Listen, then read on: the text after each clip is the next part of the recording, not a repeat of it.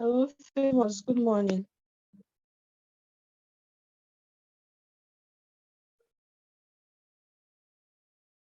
Famous.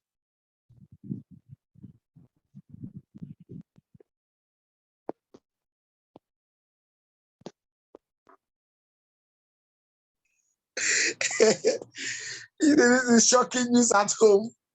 Hello, good morning. Are we together? Famous. Good morning. Good morning. Oh. Is this fine that? No, this is gift. Gift.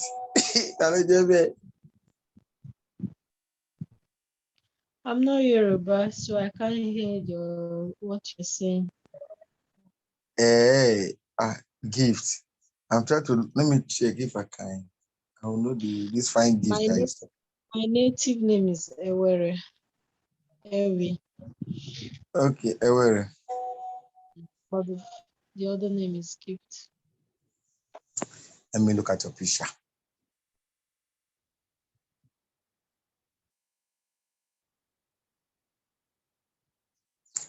Can you hear me? Yeah, we can hear you, famous. Carry on. We shall be, we can hear you famous. The days I want it shall be all of there. Look at this young man. He said we can hear you famous. Carry on. Oh, then yeah, Farabruku Valley, Alaye. I gotta take us sociology of development. It'll be your sociology lecture. I go and look for Dr. Bola Amaike. Lagosi. Now we go cobalize the fan. I don't arrange person will come out for you on presentation. You don't even thank me. You know, me and you don't run that before now. Wait till the worry you want to the bobo me. Not any bobo me. I want to talk to Ewer. Ewer says she's in this group, so I think she's here. A gift. Let me see her picture. Good morning, no. Can you chat with me privately? Oh, good morning, Scholar Friday. That is this Faida? Scholar about Is this Faida? Yes, nah. The Faida, the woman I want to marry, the love of my life. Famous is too early. My joy giver, my sweet girl. Oh, this your color, they bust my head. Oh, baby. If I marry, I'm not going to go walk. Please don't distract us. She wants to, treat some of the past questions for us this morning. Okay. I'm so sorry about that. I was engrossed and, okay, so I'm going to post a picture now for a question on sociology. Okay, post it. We will share it on the screen. Okay, let me mute myself.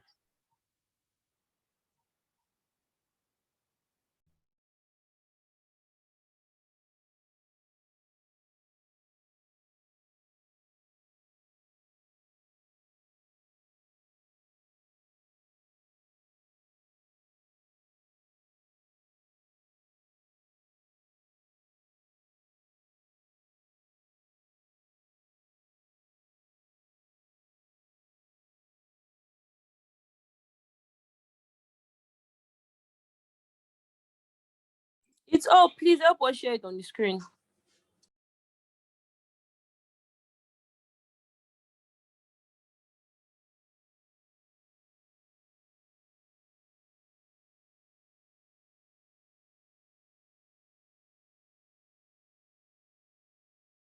Oh, only the host can share.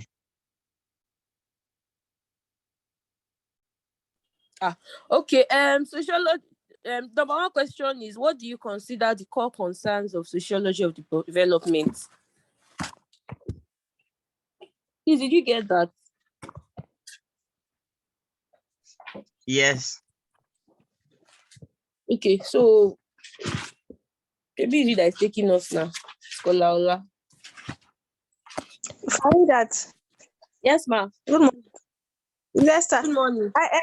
We are doing sociology. I've posted the past question on the group chat. But it's Okay, only the because host that can share on this place. So I don't know how I we're going to do that. heard that the lecturer said the last lecture will be part of the exam question. Please, does anybody have that particular slide?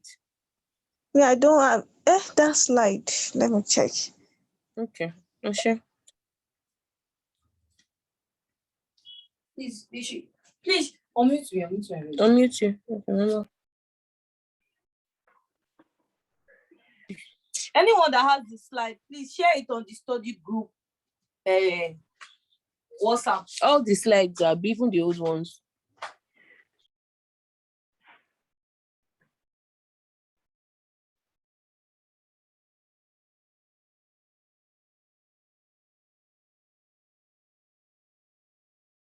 Okay, so are we discussing the oil wealth own or the past question?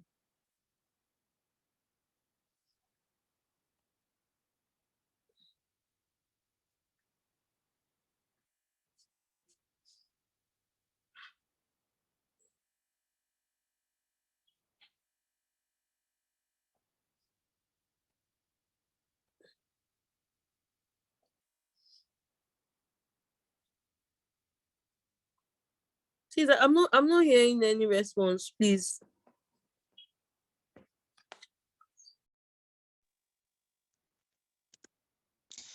Just take us anyone you feel you can probably handle. Am I the one taking? I'm not the one taking Yes. that. You are the one taking. Kola, let's not do this. You can't be here. I will be doing this. Let's not do this. Please take us.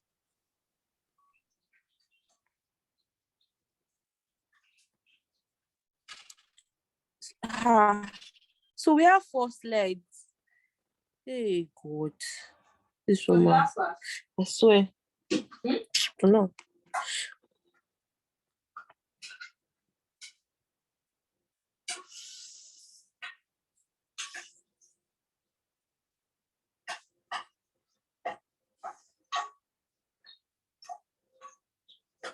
I feel like for me, I think that if she brings this kind of question, I think that I would go both for and against. I wouldn't say it's a cost outrightly, and at the same time, I feel like it's a blessing. It's just a blessing that has been mishandled, that has been misappropriated. The oil wealth in Nigeria is it? Check the good chat. I think from the woman explanation, she only talks about the cause and the prospect to it. That's true. Our stand was very clear actually. It's on study group. Check, go on there. Today? Just coffee. Your network is connecting, so how will you see it?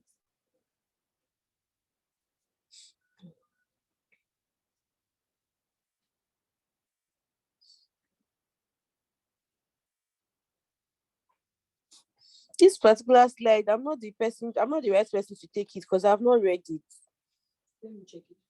I read to show this one. You read soap, okay. So it's like anybody that's actually really read soap should please take us.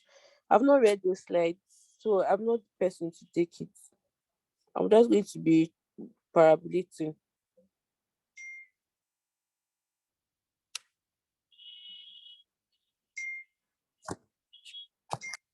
Cartoon, you call cartoon now. Let's tell cartoon it's called. Hello? Hello? Yeah, hello. I Did think you hear we're what I said? based on this sociology. You what? Except only if Katumi can probably join us and take us. Because I And think this is the actual issue. Everybody is lost in sociology, and the course is broad. yeah. All of us cannot be lost at the same time. Famous, take us now. I know that you have read. Undertaker. I know that you have read. Take us now.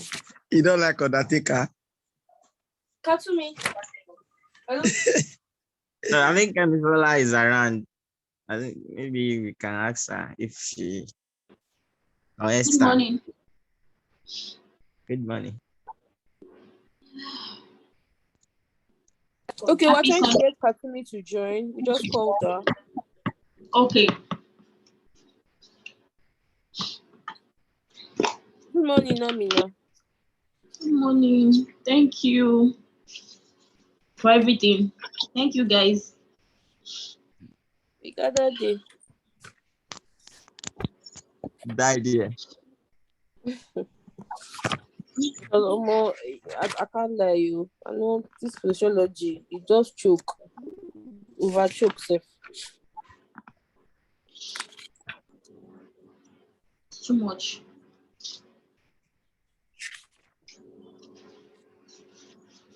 And ideologies and ideas of early philosophers. I think that's the question that comes out every year.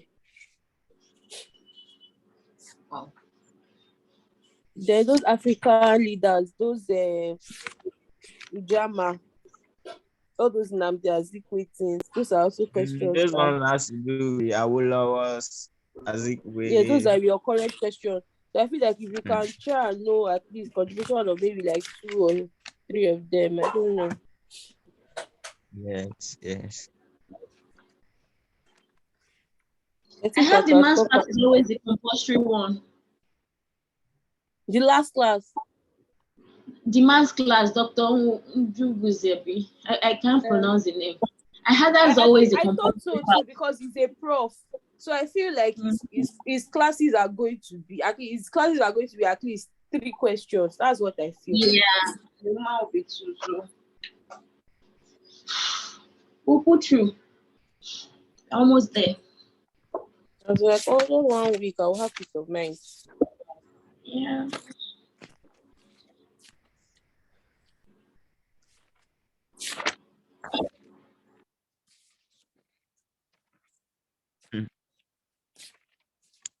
Voilà.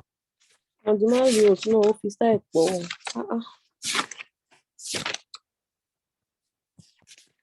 Oh, sure. Ẹ jọ̀ọ́ ṣé Katumi ò tí ì join náà? Àlàyé wá tún gẹ̀ ìpè. Kọ́lá ìgbè.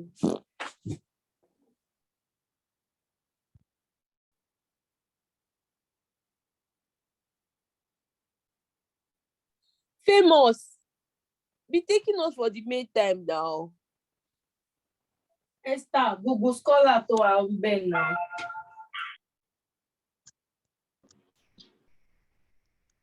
Macmeda self did sociology too now. Non-undergrad, they should be able to help.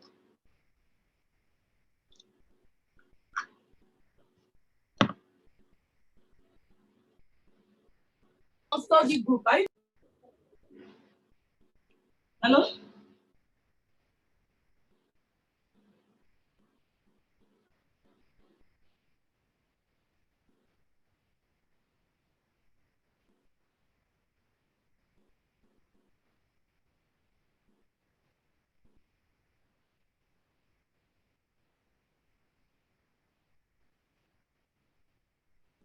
I can't hear you. I just want to rest.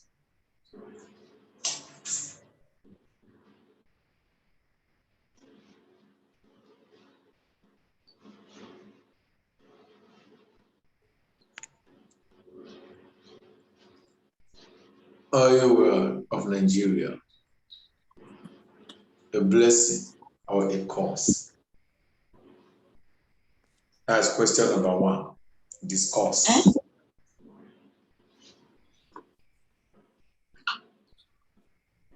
Please, can you post it?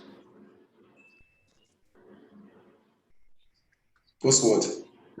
The question. That is Remma. I'm giving you a secret now. Remma. That's what they call Remma. In exam like this, when it's time for exam, like, what you be looking for? Okay, you mean the exam? I'm telling you questions for you to Famous, expect. I'll remove your front seat. Teachers, you're not teaching us. You are saying you want to exam question. Katumi, my love, welcome, baby. I'm giving you Remma. That's what we call Remma. Exam Remma. By then, you should be looking for Remma, not past questions. Please. Okay, mute yourself. My baby is here. Katumi, welcome, my love. This I'm is trying to answer easy. the question to the best of my ability. Okay, please pass the internet for me. Find that. Are you here? What did she say? I didn't hear her. So she's trying to answer that question to the best of My her love. ability. Oh, we appreciate you so much. Thank you, my love. I don't have the question. No, I don't know what question is. Okay, can I have the The internet? question is that last slide. Check. You know that we are not the host, so we can't post it. But just minimize this one from the group chat. The last slide. The oil wealth, is it a blessing or a curse? That's what we're talking about. That's the question. Nigeria oil well, is it a blessing or a curse? So I think Discuss. where you get more points. I will talk about both of them, but where you will get more points is a course. And if you pick is a course, Nike, please. That is not working now. Please, do you guys just give me a minute?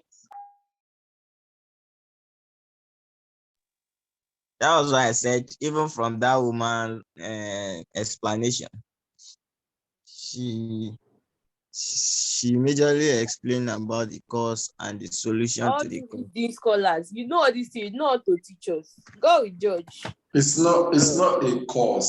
The concept It's is a blessing. The now. problem we have is just mismanagement. If we really want to be realistic, why should we say it's a blessing when it is not? So I think the real answer is it is a cause. So I'm back. When you think about oil in Nigeria, like with that question now, you need to find out, can you guys hear the noise in my background? There's a church making noise. No. We are fine, don't worry, we are fine. Okay, so if you want to answer that question, you need to start with when oil was found in Nigeria. Okay. And how, yes, so where it was found in Nigeria, and look at, everyone should just go and do their own personal research on this one, and look at the effects it has had on that community. And some of those effects, you don't have to increase it, just leave it the way it is and just put it on. People should be going. Then give me the internet. Okay, thank you. Bye-bye. Thanks. So you look at things like corruption got worse. Nigeria became, a mono economy, meaning that we had agriculture. Remember, agriculture was 70% of our GDP or GDP. And once they found oil, we dumped agriculture. So it became a mono economy. Corruption increased. A lot of people, became more corrupt, looting funds and the rest of them. Then environmental challenges in all these areas. Remember that, what's the name of this guy that they sentenced to death? He was fighting for the environmental challenges that the Ken Saro-Wiwa, thank you. So you talk about Ken Saro-Wiwa and how he was fighting for the environmental pollution happening in Ogoniland caused by Shell and the implication of those environmental stuff. So access to clean water and access to clean water was an issue. Thuggery has heightened in those areas because now we have bunkers, right? We have people, how will I put it now? We have people taking, oil resources not from the proper channel. So we have militants and all those things in those areas. We have illegal exploration of oil in those areas, meaning that banditry have also increased. Again, we've seen cases of kidnapping. It has also influenced kidnapping in those areas, security issues in general. So if you're looking at it being a cost, you're looking at the economy of Nigeria is now reliant on oil. There's corruption in Nigeria based on oil. There's no equal division on the impact of oil in Nigeria across states. You're looking at increase in banditry, kidnapping, security issues in general. You're also looking at environmental implications, meaning that the exploration has caused lack of access to clean water. You're also looking at education of people in that area. No access to clean water, their homes are affected. It's not just their water that is affected, their homes too. So some people have to evacuate. Once they find oil in a certain region, there's a degradation of people in that area, meaning that they have to leave, rendering people homeless. And if they are homeless, they cannot access education and all the other things related to development. So when you think about oil in Nigeria, I'll say it's a cost. In terms of it being a blessing, there are not much points. You can say that it created employment. A lot of people have gained employment through the creation of oil in Nigeria. And people that come from those areas, they have some kind of stipend in that area. When you also think about the employment stuff, you can talk about creation of like oil purification plants, even work for people that are into environmental advocacy. So all those people into climate change and the rest, it has created opportunity for them to, advocate for climate change and make government see reasons. Another thing you can talk about is infrastructure, right? These oil companies have actually built up stuff in these areas. They've sponsored schools, they've sponsored hospitals. They even have one of the best in Mori. They have one of the best medical centers there, and it's at subsidized rates. But guess what? When we think about Nigeria as a whole, not everybody's benefiting from that. So I will not say. I will include it as a positive, but it will not capture the question properly. Another thing I would say is for blessing. There's no limitation to access, meaning that as they found oil, the whole of Nigeria has access to that oil. It's not that, the oil, as they found oil, the North cannot have access because they did not get it there, right? So everybody has access, and the money from oil have been used to develop other parts of the country, right? When we talk about where is the money coming from to build roads, to build federal roads, federal projects, and the rest, we can hold on to the money coming from oil. So these are the only things I can think about. But personally, Katsumi, I'm going to write it as a course. Can I come in? Come on, that is open. Katumi, you all now say, make I no ask you question, you see? But, hello? I'm with you, yes, ask me. Okay, now, perception and assumption is very, very, very bad. And that is one of the reasons why when we now talk about oil in Nigeria, everybody will see oil as a cause. In reality, that is not the truth. In reality, it's not the truth. I am from the area where we have coal mine, and coal mining is from the ground, and it has helped a lot of things then. And in Enugu State now, if you know it very well, we have issue of water. But you have never heard about, whenever they are saying about mineral resources, they will begin to count Enugu State as a disadvantage just because we don't have water. But if you look at what coal or the benefit or the resources from coal has done in the eastern Nigeria there, you will know truly that some of these mineral resources are not supposed to be a cause, but a blessing. One, the area when we are talking about cocoa and agriculture, palm oil and all these things, there was corruption then. But the only thing is that the degree of the corruption or the extent of people that are knowledgeable about corruption are very few. Corruption has been there from even before independence. It's something that has been eaten. It's not oil that brought corruption.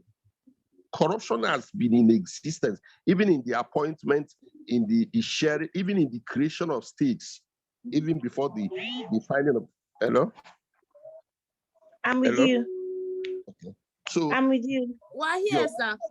so corruption has been in existence even before we got oil. If you watch the system of structure, foreign structure, you will know that it is embedded with corruption because most of their things are one-sided. It's not the way it's supposed to be. But let me bring it down to some of the things we're talking about. If you look at the environmental pollution in the Niger Delta, what is the size of Niger Delta compared with the whole Nigeria as a nation? The budgetary allocations of Nigeria every year doubled because of the exit or because of this oil. And if you watch all these federal capitals, most of the major structures, both in Lagos and in Abuja, and in some of these states, all this money are from there. Because most of this allocation of those things they have been sharing for many years, it is from oil. But what happened is that, in general, because what is supposed to be done to those areas like Kensarawiwe and all these things, they are not saying that oil is a cost for them, but they are saying that they are disadvantaged, that the money they are receiving, that their area where these things are coming from, that they have some major disadvantages. Why not see how some of this money from the oil can be used to cushion those effects? So please, can I say something? So I went to the internet, right? And I'm trying to like get up points to, back why I will put it as a course. And, when you think about it, you're just talking about Nigeria. When they ask that question, I see that they want us to compare it to why haven't Nigeria, based on why we're talking about it, right? This is not foreign policy. This is sociology of development. I think they are looking at Saudi Arabia is developed. They are backed by oil. UAE is developed, is backed by oil. What is happening to countries like Sudan, Nigeria?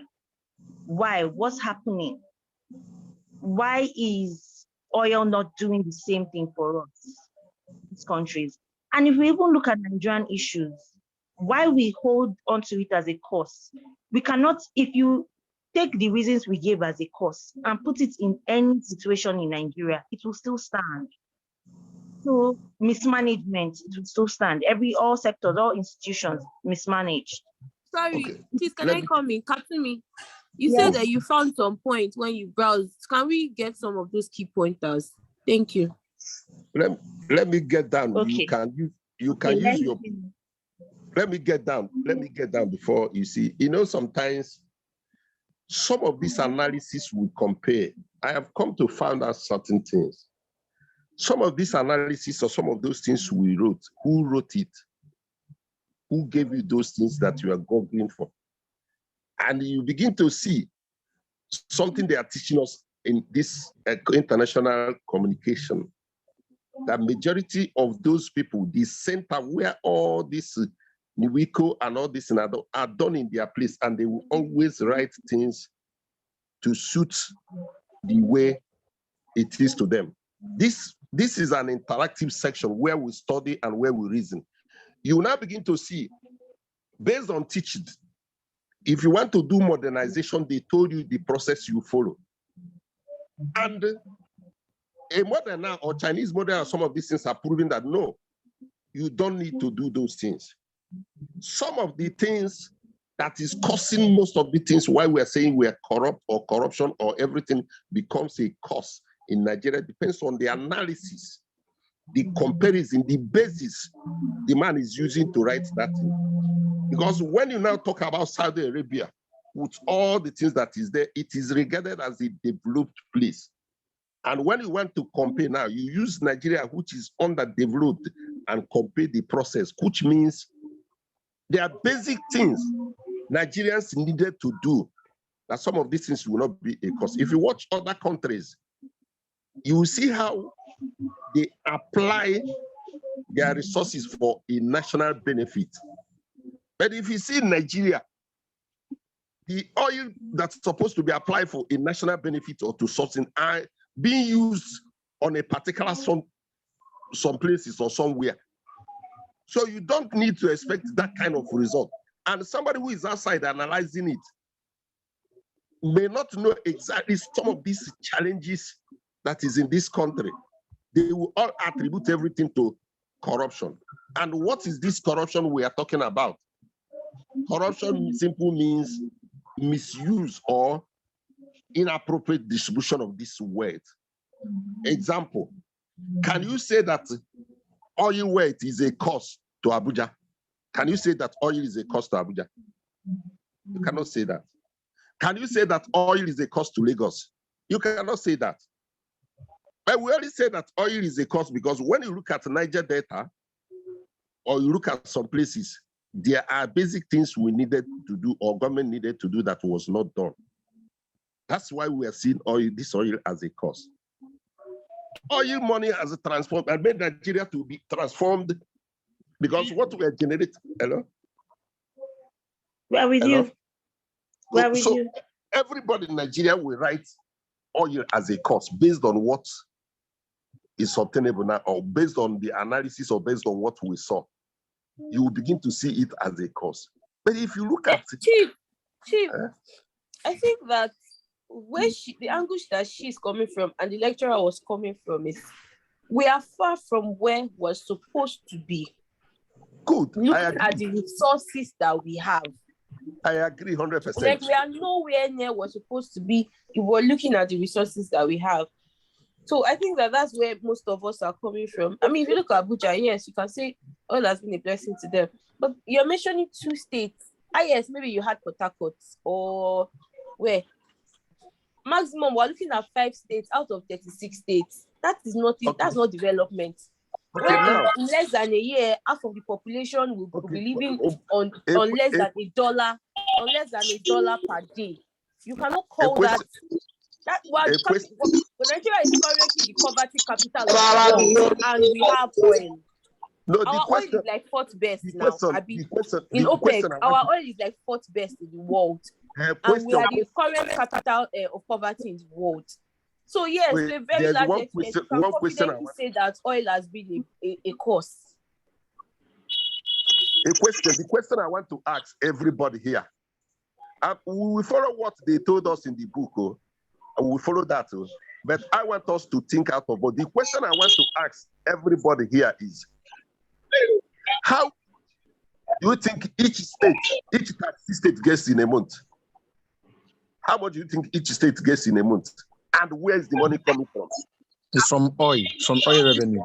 So which means the money from oil is affecting all the 30 states, but don't ask me what they are using it for. Yes, okay, but so Mr. Eze, if you ask the question and you have six points for off and 3 points for against, what are you going to pick? The true position is this. Number one, oil has helped Nigeria tremendously in capital infrastructure because our budget of every state is tied on oil. To that oil. That's number one. It's tied on oil. Number two, all the federal allocation, majority of the federal allocations being generated or received by all the states are from this oil. Two, every state in Nigeria as at today, since how many years now? I don't know. Which time did we stop at this agriculture now? Okay, let me take like the last 30 years. Every state in Nigeria depends on federal allocation. The area I am saying is that The mismanagement of those oil money is what brought about it being a cost to us. But not That to is the oil. That's what I said before. Because It's mismanagement. Chief, the question is the oil a blessing or a curse? That's Now what we he's want to saying talk now. about That is what the he's blessing saying. part and the curse part. That We is what he's don't. saying. He has been able to explain the blessings of oil. Now he's now explaining why most people say it is a cause. It's as a result of mismanagement. He just think Chief want to impose that we should just believe is a blessing alone. No, it's not opposing. He's giving his own reasons. He's giving his own reasons. He's giving his own opinion on the question. When you know something, you can write. I think I think there's something about literature. All of us we are because we are.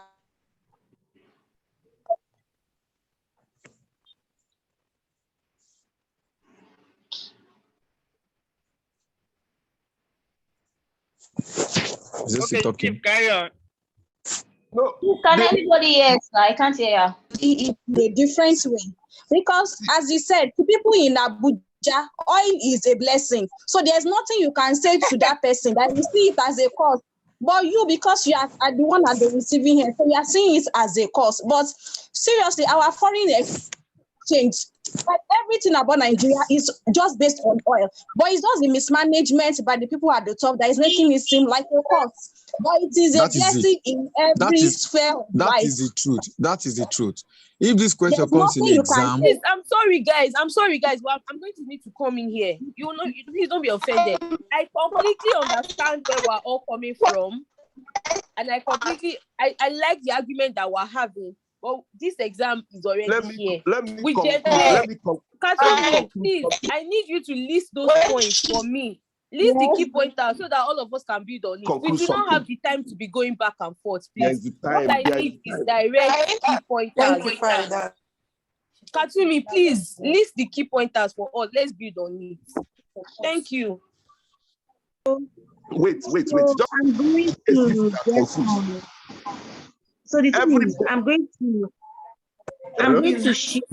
Some of us will just cram WhatsApp it an article that people can read to understand this stuff. My own is not about what we write in exam. In exam, everybody will write that oil is a cause. That is what the madam would be expecting.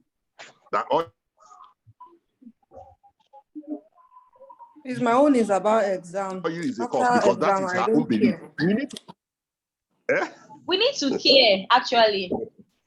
Well, I don't need to. If you're not talking, mute yourself. The network is breaking, please. Please, can everybody mute yourself so that we know people that are talking? I think people talking Eze and Katsumi. And Katsumi is the one that wants to give us pointers now. So because I'm hearing different people's voice. I don't know who is even taking us.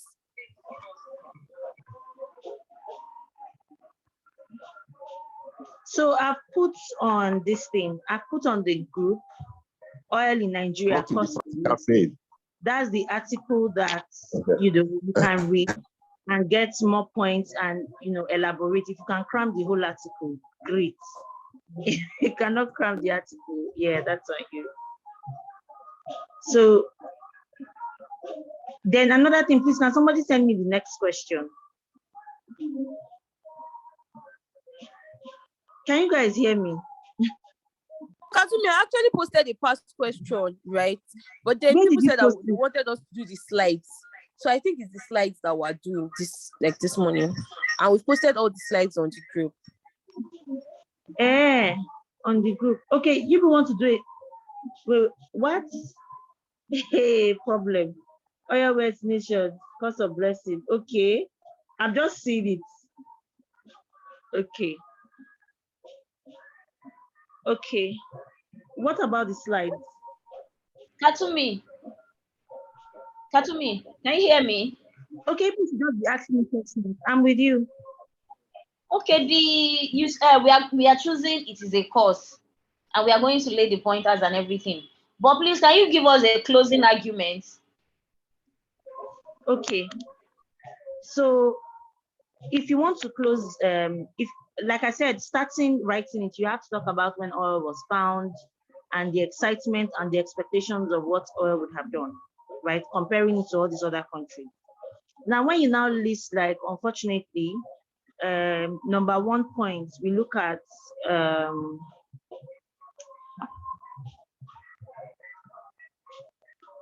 just give me a minute. Okay, the first reason why oil has not been a blessing to Nigeria is that it has long suffered and continue to suffer with a literally known as oil cost, which is to say that despite massive influx of oil revenue, this nation experienced stagnant economy, declining standard of living, and increased authoritarian and corrupt form of government. So the first point is we have oil, but our economy is still stagnant. We're not seeing increase in, we're not seeing $1 to $1. Instead, we're suffering stagnant economy, decline in standard of living. We can see the standard of living of the people living in those areas. Then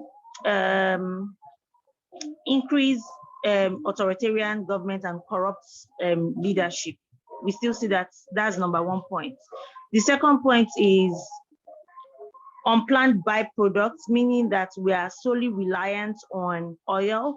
We are not looking at alternative to oil, like what can oil give to us? We are not exploring all that area. The third point we can give is oil industry has taken a significant toll on the environment. So we can now talk about access to clean water and stuff like that to develop that point. Then the fourth reason, we can talk about oil dependency, that the economy is dependent on oil. Now that the whole world is moving to gas, what will become of Nigeria? In closing this argument, you say that since Nigeria discovered oil, we have struggled with mismanagement. We've seen how we have. Like you're too fast. Sorry. So to conclude, so you're saying the economy is dependent on. The economy is dependent on oil. So by the time the world moves and says, you know what, we don't want oil again, which we are seeing, they're moving to gas, right? Electric cars and the rest. By the time they move away from oil, what will become of Nigeria? In conclusion, as much as we cannot deny the impact of oil in Nigeria in terms of supporting the federal budget, supporting states that don't have oil, infrastructure, and some things that these oil companies have even done in terms of creating job opportunities. By the time we look at the percentage of good to bad, depending on how you want to write it, by the time we look at the impact of these, the impact of the introduction of oil into the system, we'll see that that's drastically impacted the development of Nigeria as a whole. We cannot say that oil companies have, created good roads in some communities, hospitals, and the rest, or supported or donated to all these companies. Hey, I'm lost. I'm lost. I'm so sorry to drag you back. Okay. Like, I'm trying to note all you're saying, so it's more or less like I'm getting lost. So you're like, by the time we look at the impact of, the introduction of oil in the nation, it has drastically what? That's what I suppose. So it has drastically impacted development in Nigeria. So you can now think about the HDI that we talked about. I'm just giving you guys points that you can develop on. That when we now want to calculate HDI, longevity, the exploration of oil has actually affected the health of people in that region.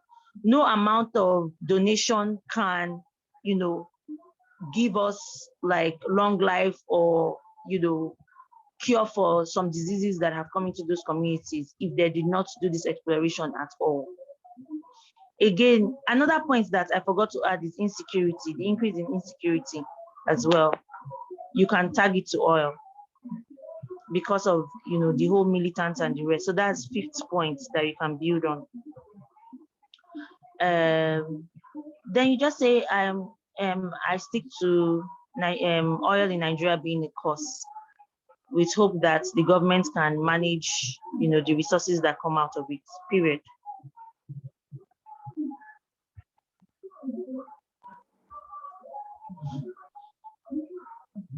Thank you. Please, can you repeat the last line that you said? I just mentioned now. Sorry. Okay. That last line. Okay. So, So you in can conclusion, Katuni, yes. are you not, when you say something in a course as you are concluding, can't you give government some ideas or some things you expect them to do, or this, that in concluding? So that's why I said when you're concluding, you still need to note that while oil has contributed to, you say all the things oil has contributed to, it has affected communities drastically.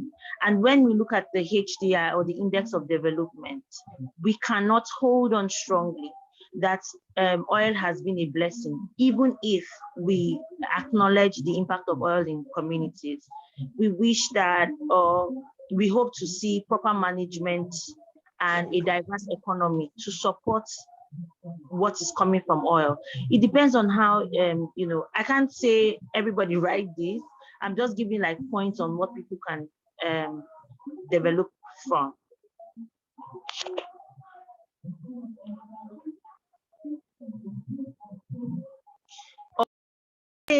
Or again, you can say that unless things like corruption can be mitigated, alternative dispute resolution with militants in those oil regions can be mitigated, access to clean waters in these communities, and proper management in general, and also diversification of the economy in Nigeria, then oil can be seen as a blessing. But for today, oil is a cost. Does that make sense? I like that very well. Thank you so much, Katumi. Like this now, I'm loaded. I'll just go and build my points. So what's the other question? So I'm moving to the next slide. What's the next slide? We've posted this on study group, babe. We have the Awolowo lecture slide. Okay, is it the Awolowo one we are looking at now? We have the Sociology of Development one. We have regional organizations, AU and Co. So just choose anyone you want. So what are the questions in these things? That's what I'm asking. Question of what?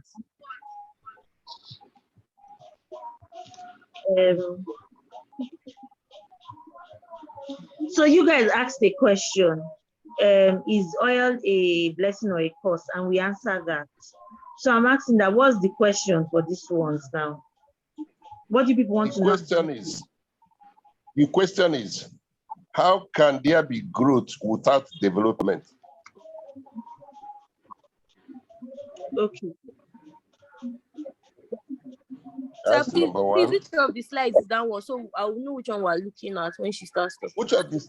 I saw a question on sociology of development. I think that is what you people are treating. I saw a past question here. Unless you have another slide. But they say we should not yet do past question. That we should treat the slides first. Okay. And let's go to the next one. Okay, no problem. Okay, so development issues in ECOWAS, AU, and the world. Section 1. This is confusing to me. These slides are not, I don't know. Okay, let me just do the best. Section 1, stability of Okay, Katumi, can we do the ones that has those African leaders? Because those African leaders are recurrent questions. You talk about those African leaders every year. So can we do the slide that has those African leaders? So the one that has Julius Nyerere, Kwame Nkrumah, Nnamdi Azikiwe. Exactly. Okay. All right. So it's African philosophers, leaders, ideas on development. Okay. All right. Okay. So African leaders sought to build Africa from shackles of slavery, and that's why we have all those leaders. So when we look at who made Nigeria and what Nigeria is today, we cannot talk about it without talking about Kwame Nkrumah and Nnamdi Azikiwe and stuff like that. So African development is, as much as we want to think about African development as our authentic idea, we can see that even our constitution is built off of the British Constitution, right? And can Africa develop without external assistance? That's what I'm coming to. Now, Africa, to a large extent, cannot develop without external assistance, because if we think about foreign policy that we learned, we need to do things with allies, right? We need to have allies. We need to have people to coordinate with outside. And we're also surrounded by borders. So while we're trying to develop, we need to think about the impact of the borders around us. And that's why you see a lot of countries that are well developed. Yes?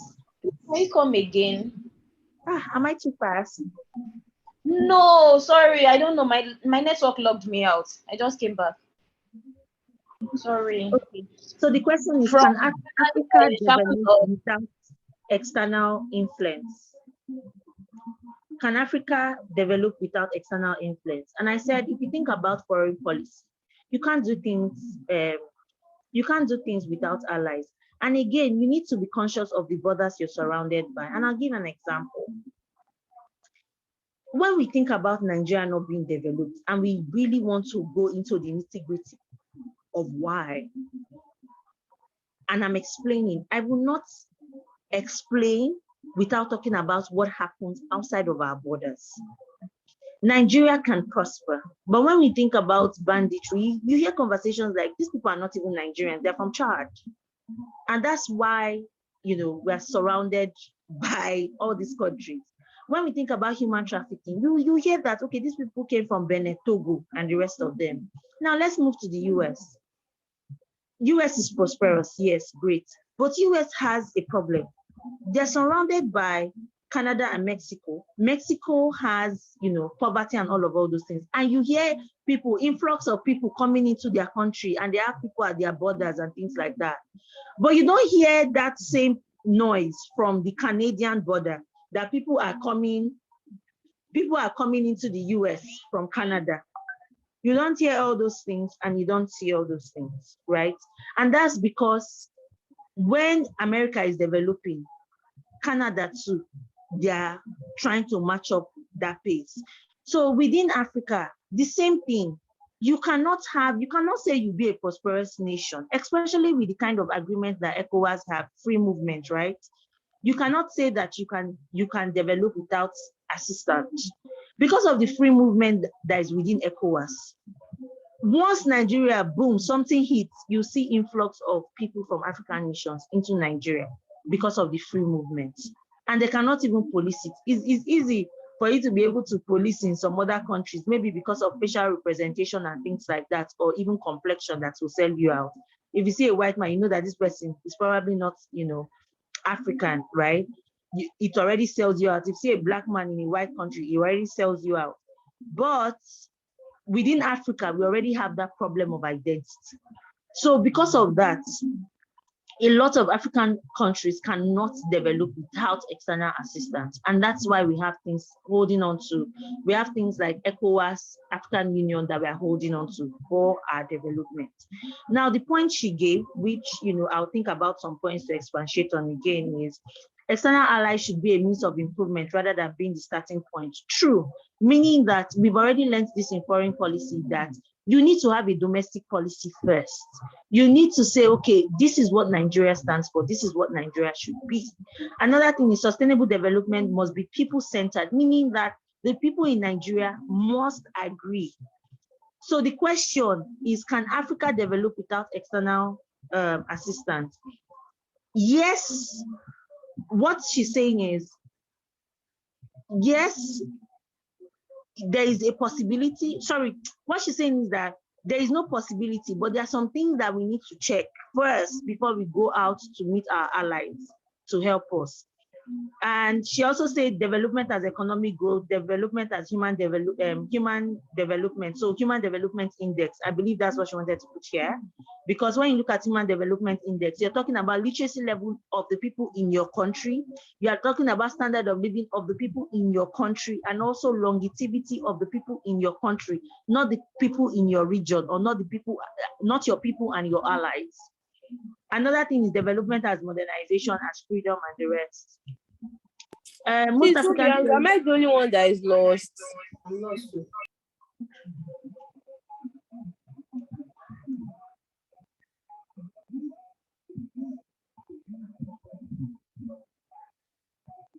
Okay, let me let me go back again. Let me go back again on the slide. The question that was asked in slide 5 of what's this? Sociology of development, issues and prospects. In slide 5, she said, the question in slide 5 is, can Africa develop without external assistance? And when you think of external assistance, you're thinking of, will Africa be able to develop if they don't ask World Bank for money? If they don't ask, if there's no African United goal, if there's no goal that, okay, as African nations, this is what we should do. Looking at the allies, what do we benefit from having Ghana as one of our allies, right? Of which we already know why we have countries like Ghana, because we are both Anglophone countries, right? Can we develop without being in ECOWAS? Can we develop without being in African Union? Can we develop without being in certain, strategic places? Is it possible? Can Africa develop without external assistance? But I'm putting it in the context of Nigeria. Can Nigeria develop without external assistance? Now, Africa as a region, can we develop without external assistance? I would like to say no to it, but some people will say yes, and I'll give points for both. But for this question, I'm rephrasing it to, can Nigeria develop without external assistance? We cannot, because no country is an island. But if we say, can Africa develop without external assistance? For me personally, as Katumi, I'll still say no. Because even if we have all the resources and we are saying that, oh, we have gold, we have this, we have that. Remember when we were doing international politics and we were writing all the things, that, what power entails, what power can be. Remember that we put military capacity. How many countries in Africa have military capacity? Nigeria, maybe Mali. Is Mali part of it? I don't even know. But Nigeria is on that list. Can Nigeria protect 54 states when there's an invasion? How many countries in Africa have nuclear weapons? I don't know of anyone. How many countries are even building nuclear weapons? When we talk about security, I don't know of anyone. When we talk about intellectual capacity, right, we talked about national character, nationalism, and all these things. Have African countries come to that point of nationalism? Do we understand? South Africa is in Africa, but why is it that they don't want Nigerians in their country? And we don't just see that from only South Africans, right? Even Kenya and Tanzania and all of that, they have restrictions for Africans, for Nigerians, not only Nigerians, some other countries as well, right? So when we think about, can Africa develop without external assistance, those are the things that we should be looking at. What we learned from how nations build their power, or what power means in international relations. That's what you can build off this question. But now I'm answering this question based on, can Nigeria develop without external assistance? Does that make sense to you, Kafila?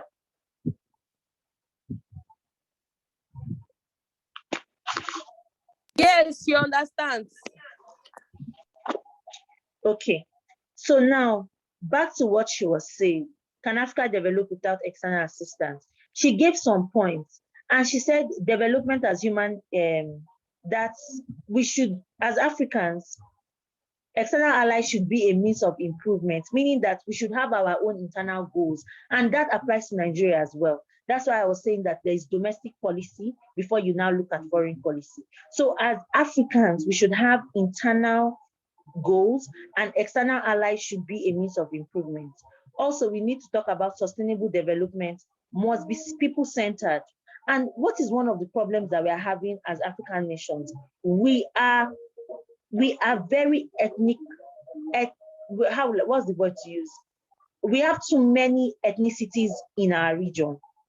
We have too many ethnicities in our region, so many broken groups, going more than 10,000 groups within Africa, within the same Africa. But when you look at other regions, they are not even, you don't even find up to 5,000 in those other regions.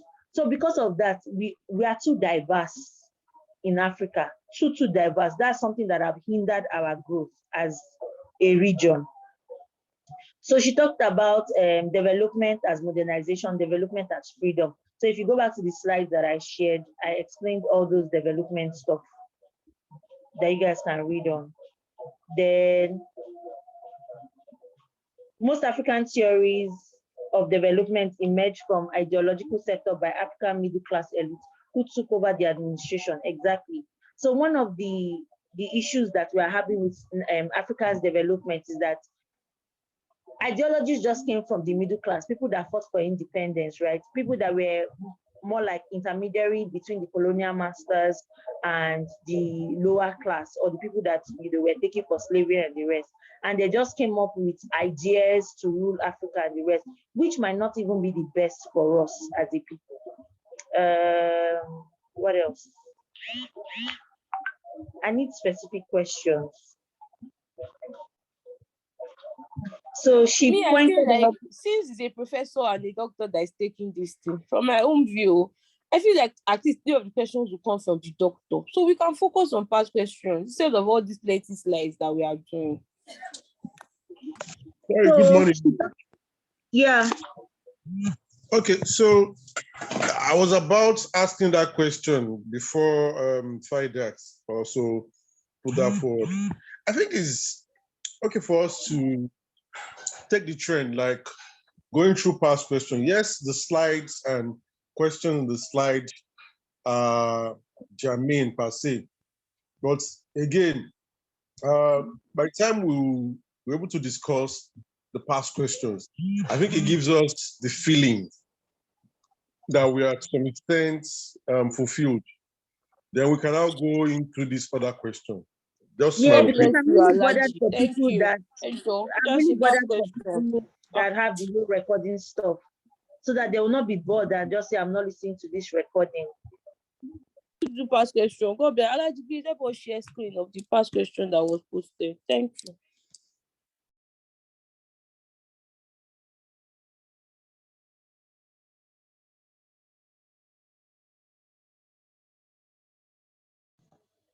Okay, so this is one question here.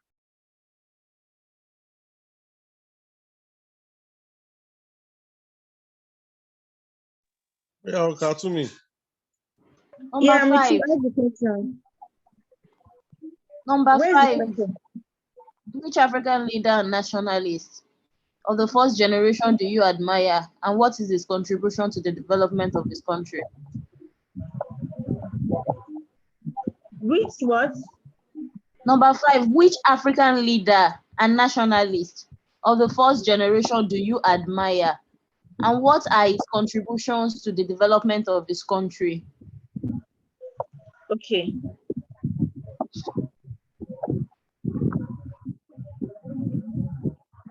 I'm trying to pull it out from her slide. Okay, national leader, first generation. I will look at Nnamdi Azikiwe. Am I correct? Yeah, Nnamdi Azikiwe. All of them follow. First generation. Guys, after I go buy. First generation, who are we looking at?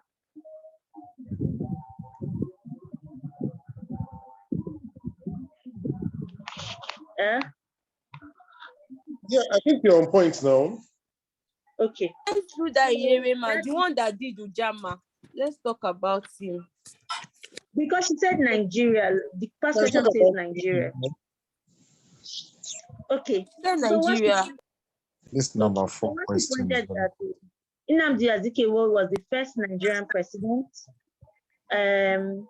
He was intense African nationalist, influenced by American revolutionary ideas, meaning that he focused on freedom. We need to hold on that word.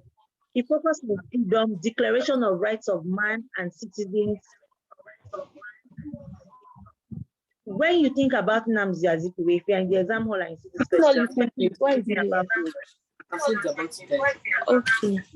Somebody is talking and is mixing. Please mute yourself. So. Okay. So when you think about Nnamdi Azikiwe, when you talk about him, the first thing you should say is he was the first Nigerian president. That one you can hold on to that.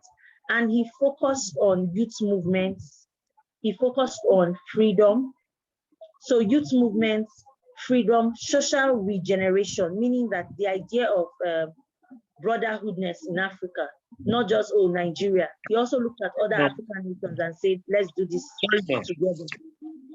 Right? Was Azikiwe the first president or first head of state? I'm not sure. I'm just trying to confirm. So from her slide, she said Nnamdi Azikiwe was first Nigerian president. The first Nigerian president. The head of state is different. Yeah, so, but it was a ceremonial for that matter. So. Yeah. And we should also pay attention because Pan-Africanism, you can say Pan-Africanism, he was a Pan-Africanist, but it means different things for different people. So for him, he believed in a situation where Africa can be free from the shackles of foreign domination. So he did not believe in anything about dependency and what dependency theory stands to gain. He believed that Africa can develop from its own self. So if they say, oh, what about him did you admire? He believed that there was an African dream or there was a possibility that Africa could depend on its own resources. He also believed in freedom. He believed that African leaders could be given the autonomy to create its own orderliness, its own development, its own structure. Nnamdi Azikiwe also helped other regions, so helped countries like South Africa, Ghana, in their own fight for independence as well. Now, however, you need to also acknowledge that the problems of African unity and development can also be traced to the attachment of African former colonial rulers, and sentiments of people that took over Nigeria. Meaning that you cannot just say, oh, I admire somebody, and don't still call out their flaws as well. Does that make sense? Let me see another. Let me pull out another question.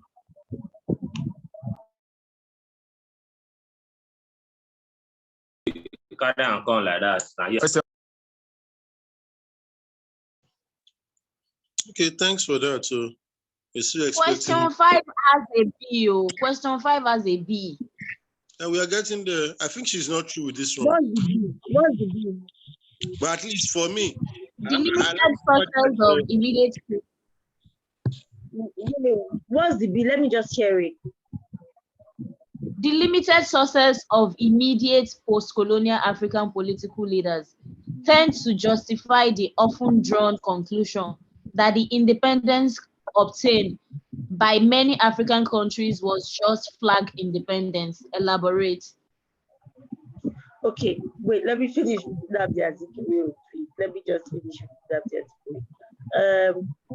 I want to pull out his achievement so that we can have that as a point. Okay.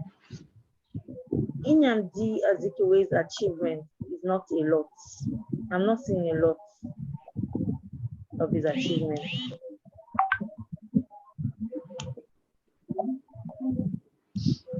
I'm not seeing a lot of his achievement. I'm actually browsing through the internet.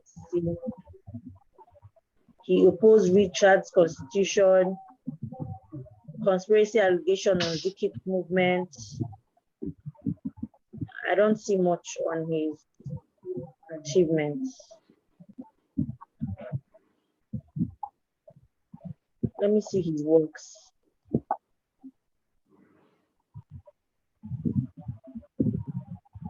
Maybe the internet is biased, but I'm not seeing much on his achievements.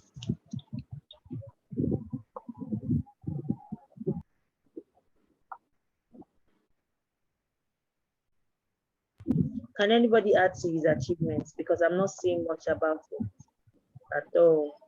Famous. Tell us his achievements now. You know, Azikiwe is a ceremonial president. I don't think he has much Mojaulawo. achievement. I'm on the bill. I'm eating. First president. That one too now achievement. To start with, as the first president. But yes, I agree with the fact that I was a ceremonial president compared to Tafawa Balewa, who was really in charge, you know, engaging the ministers and all that. But maybe, in fact, foreign policy-wise, it was Tafawa Balewa that was in charge. What other thing can we talk about Azikiwe? Okay, so let me talk about, let me see if this will help. Let me talk about the conspiracy allegation of the Zikit movement. So Zikit's movement was a general strike in June 1945, and his attacks on the colonial government. He did a lot of publications on the West African pilots, which was suspended 18th of July of 1945. He praised the striking workers and their leaders and accused colonial masters of exploiting the working class, right? So in August of 1945 again, the newspaper was allowed to resume publication. So they suspended them for 1 month. During the strike, Azikiwe raised alarm of an assassination plot by unknown individual working on behalf of the colonial government. His basis for this allegation was a wireless message intercepted by a pilot reporter. Azikiwe went to hide in Onitsha, yes. Azikiwe's popularity and his newspaper circulation increased during this period. The allegation was doubted by many Nigerians who believed that he made it up to raise his profile.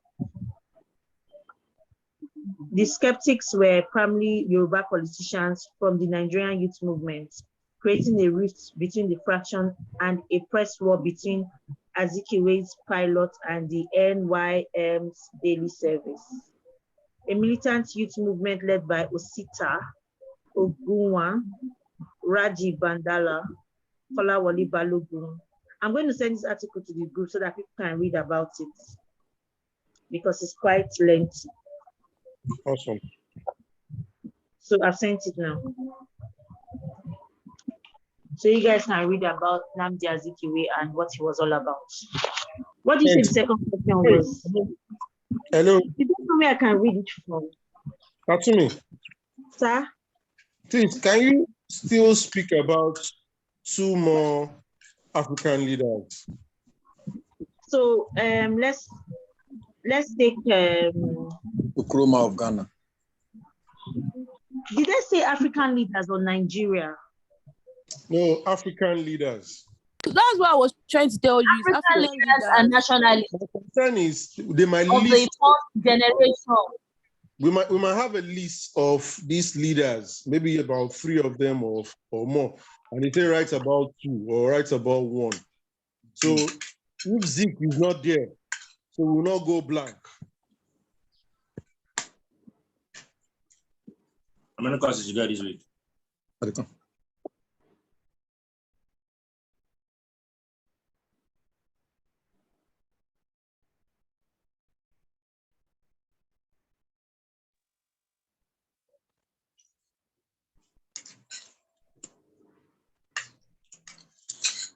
You don't tell anything about any content. No.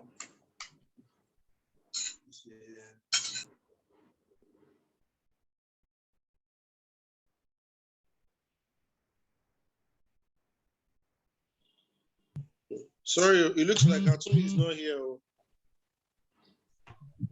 Oh, sorry. So since I've been talking to myself, so I said, personally, I like Thomas Sankara.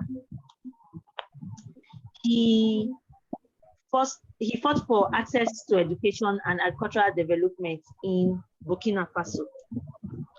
He was a pro-people person. He focused on his people, anything for the people in Burkina Faso. If you look at Burkina Faso's development, Thomas Sankara is an idol there. So Thomas Sankara, combined strands of radical anti-imperialist, imperial Pan-Africanism, Marxist theory. He was a feminist. He was into agroecological approach to food justice, because he's like, if people are fed, they'll be able to go to school. And when we look at African development and all these arguments, you will see that, when they want to champion things about, we need to zero hunger and all those activism, Thomas Sankara is like a chief in all of that. So it's a good person to say that you model after. Two things you should not forget about him: access to education and agricultural development. Those two things, don't forget. Another thing is, what did you say? So those two things about Thomas Sankara of Burkina Faso, he focused on access to education and agricultural development, because he believed that, and he was pro-people as well, and he believed that once we can, deal with this food justice of a thing, once everybody, each household have food, they'll be able to go to school, and an educated population will be able to fight for their freedom and fight their colonial masters. That's what he was all about. He also said decolonization should be revolutionary, holistic, and centered on intellectual liberation of everyday African people, meaning that if you want to, take away your colonial masters, let us focus on holistic and centered intellectual liberation, meaning education. There was even a song about it. I'll look for it. That let's liberate our people's minds. Let's liberate their minds. And all these fights that we just have a selected few, like the Nnamdi Azikiwe approach of only the elites or the people that had access to education are fighting. Let us educate our people and let everybody understand that this thing is bad. He also believed that Africa should be responsible for their own empowerment, and women and rural poor were at the forefront of liberation projects, meaning that we are letting these people go to our rural areas to sensitize our women and our children, saying that they are going in as missionaries to educate these people, forgetting that we as Africans, we know our problems better. We know that these women, rural women, or rural communities are at the back of our agriculture. They are the ones carrying the nation with the agricultural produce that they bring. Let us go and liberate these people. Let's not hand them over to colonial masters. Let us be the ones going to sensitize these people. Even if colonial masters are there already, we can still go and create our own liberation in these communities. So he believed so much. Like I said earlier on, he was a feminist. He believed in the power of women pushing for change in their communities. He believed decolonization was protracted and experimental, meaning that it can happen. It's an experiment. Everything we are doing, we're experimenting with each other. We've thought through all of this. And of course, we already know that people that have all those ideas that can take Africa forward will not live long. So he was short-lived. He lived for 37 years. He sought to create structural and cultural conditions for his people to accept his own project and ambition. He was very clear on abstaining from foreign debts, international development aid, debt reduction, anti-social economic imperialism, meaning that whatever is happening, let it happen. But I am not for let's go and take loan to develop.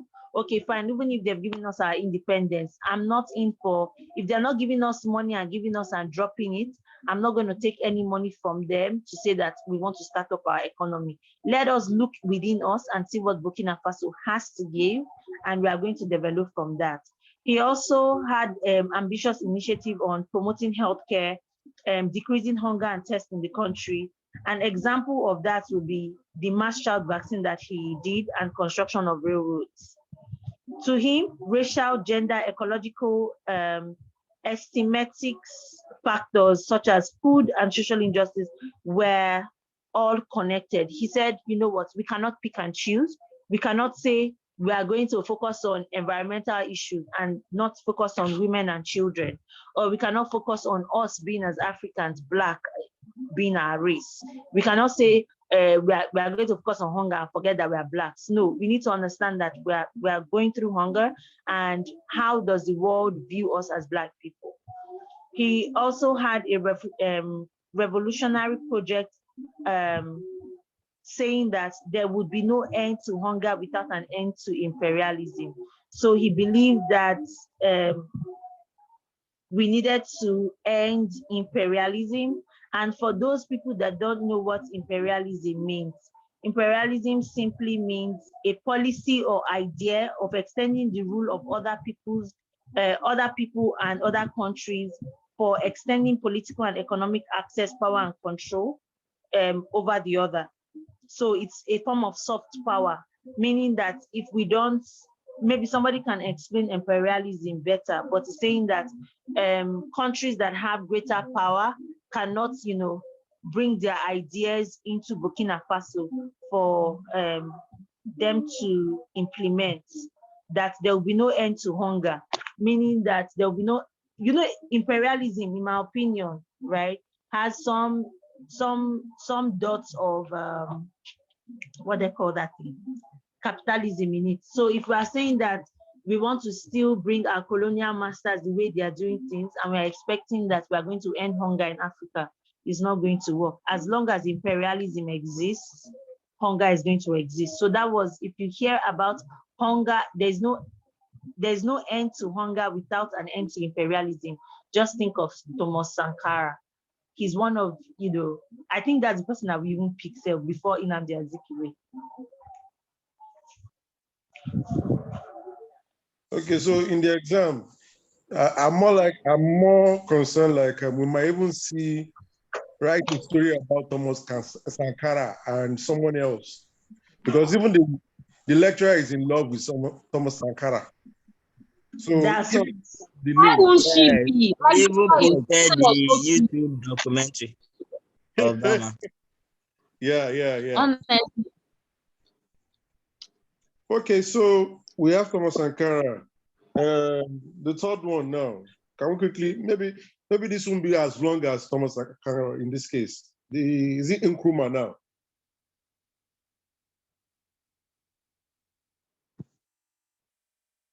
Hello? Sorry, I didn't hear anything you said. Oh, okay. So, we're supposed to, I said maybe we should talk about three of them.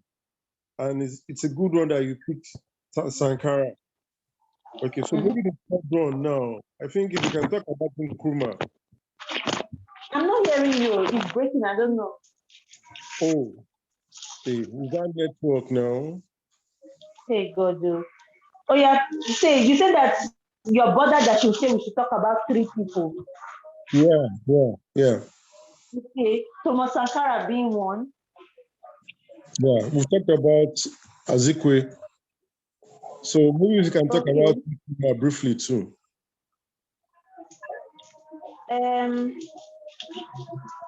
Let me see if anybody's on that list. Sorry, I've not eaten this morning. I'm trying to get my breakfast. Let me see who on this list will I pick again that is easy to remember. I think Awolowo wouldn't be invited yet. Okay, so you know what? Let's touch on Awolowo and let's touch on the guy from Senegal as well. Hello? When we think Hello? of Awolowo, Can anyone hear me? we can hear you very well, Sister Fadila. Okay. Please, is there any difference between the first 3 and the last 4? Hello? The first Hello, can you hear me? You not divided them into the first 3 and the last 4. Is there any difference between them, or she just took the classes separately? I didn't attend one, so I don't know. First category and the second category. That's what I'm talking about. Is there any difference between them? That's what I'm talking about.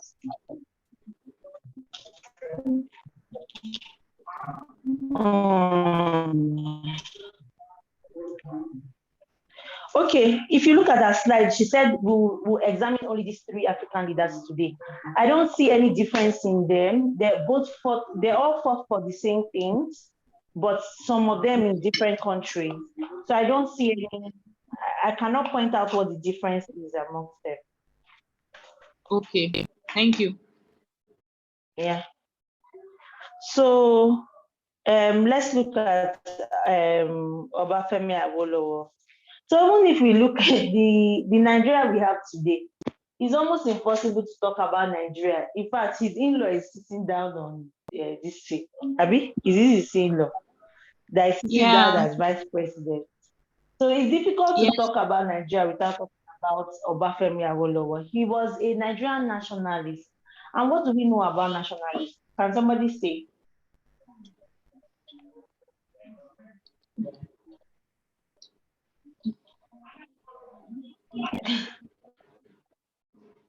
Okay, I'll just say a nationalist is somebody who strongly identifies with their own nation and supports its interests, especially to the exclusion of the interest of other nations. So meaning that he believed so much in Nigeria and what Nigeria could do for itself. Even in that, he was still a pan-Yoruba movement person, meaning that when Yorubas are talking about liberation, are talking about the change that have come to Nigeria for them, they cannot do without talking about Obafemi Awolowo, right? So he was a pan-Yoruba person. Maybe that's why he did not come to mind when I was saying, okay, who will I look at and all that. So you hear things about Egbe Omo Oduduwa to consolidate political. You say what? Egbe Oduduwa. Yeah.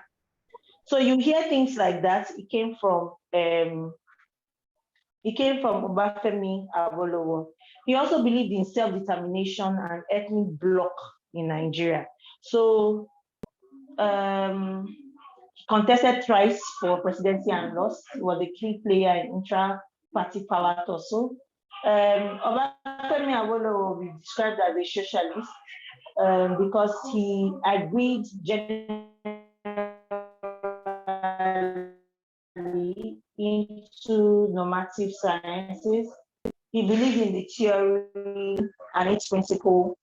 So he developed a theory on mental magnitude to explain supreme value of human existence in social and political organizations. His own theory, he was focused on mind and body. He was focused on mental sphere, emotional control, desires, and action. So he was a socialist. So anything you know about socialists, you can use to explain him. And that's basically it. There's nothing much about, you see how when we're talking about Thomas Sankara, and we could see that, okay, this man is for agricultural development. This man was for access to education and all that. When I talk about Nigerian leaders, it's too sad because I don't see all these things in their own stories. So talking about them is somewhat boring. So these people have good, what do I say? They have huge reports to present them, especially with Awo and the likes. Awo especially, you can write a lot. But yes, because Sankara is in the what's it called? Almost in the international space left to me.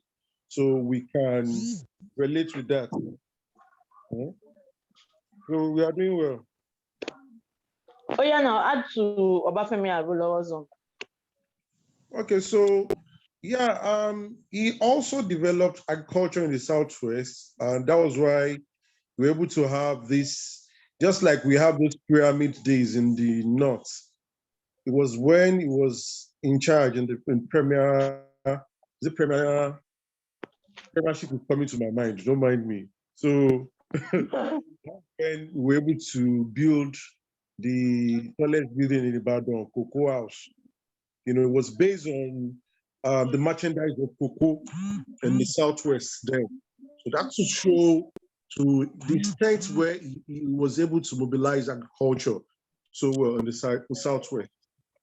So we have a lot, that's just one of them.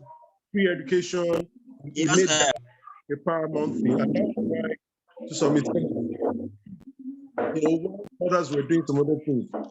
Southwest was going into education to promote free education.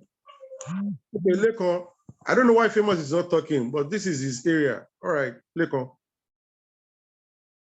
No, that's what I wanted to say. Like, he also created free education to the western part of the country during his time. I'm listening. I was actually eating. I was Famous, eating pepper. you cannot be swallowing and be receiving without blessing others. I was eating before. I was eating peppery food or father See, rice. that is taking us is hungry. She has not eaten. You have eaten now. Katu is a big woman. No? Imagine. Famous, you know that I said this thing from the beginning of this session. That you're supposed to take us. I have been hiding your face.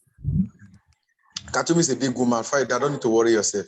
She's a very wonderful woman. When I see her, I don't know, I will give her a very warm hug. Though I don't know if she's married, but I will give her a hug. Olga, teach us what you are somebody's wife. Olga, take us sociology for your Elegbe.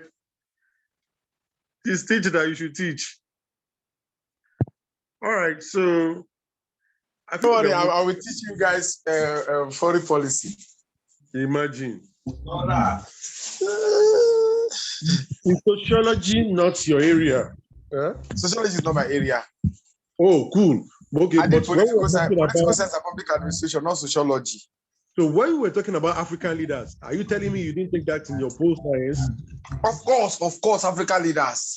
But you didn't tell us anything about it. When she was discussing, now I made sure when she was saying that we should do, you are the one that raised I think that suggestion that we should rely on them. Nnamdi Azikiwe. What about if other, African leaders are being mentioned that we are asked to at least analyze or discuss about 2 to 3 of them, and at the end of the day we will discuss one so that we don't go black in the example. I said we should be looking at the Nkrumah of Ghana. We should look at it also. Then we will look at Julius Nyerere of Tanzania also. These key leaders are definitely, even if I thought we are going to talk about leaders in the exam, if it's going to come out in the exam questions, these people cannot be excluded, because there's no how you measure talking about African nationalist movement without talking about these people. But so far so good. One of us has been able to do justice to this discussion today. I'm impressed. Though I was actually eating, that's why I could not respond, and that's just it. Is there any other thing you want to talk about again?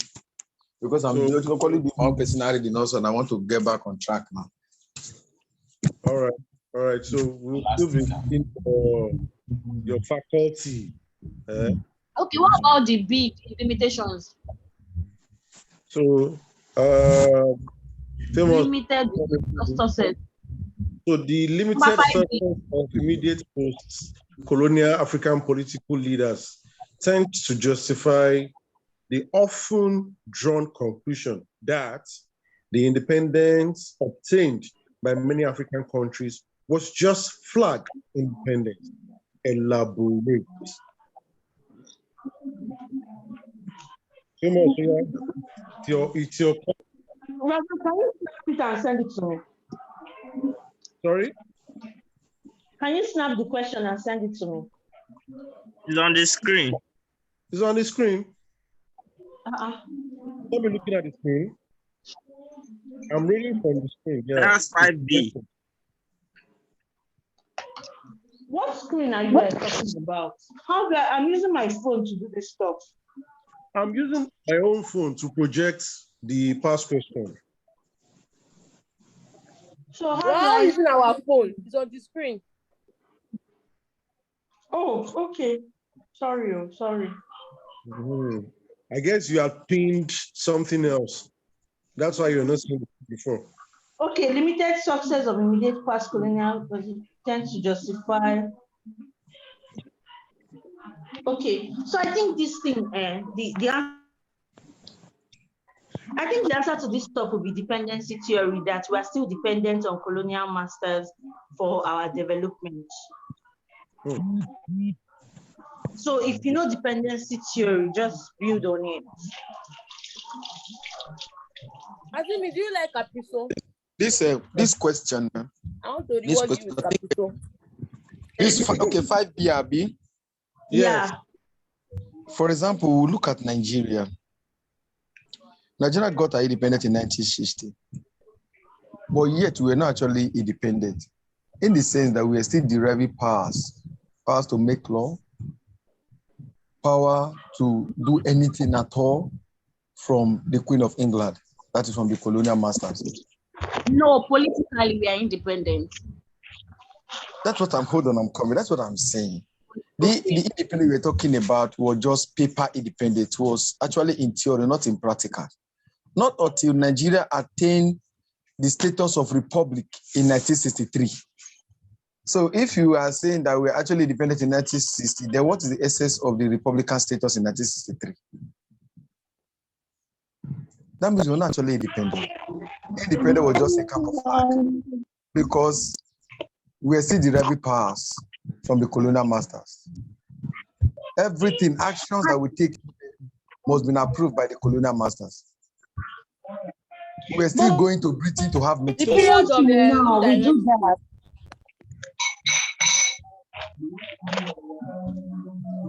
I didn't understand you. Hello? I don't understand what Fadilak said.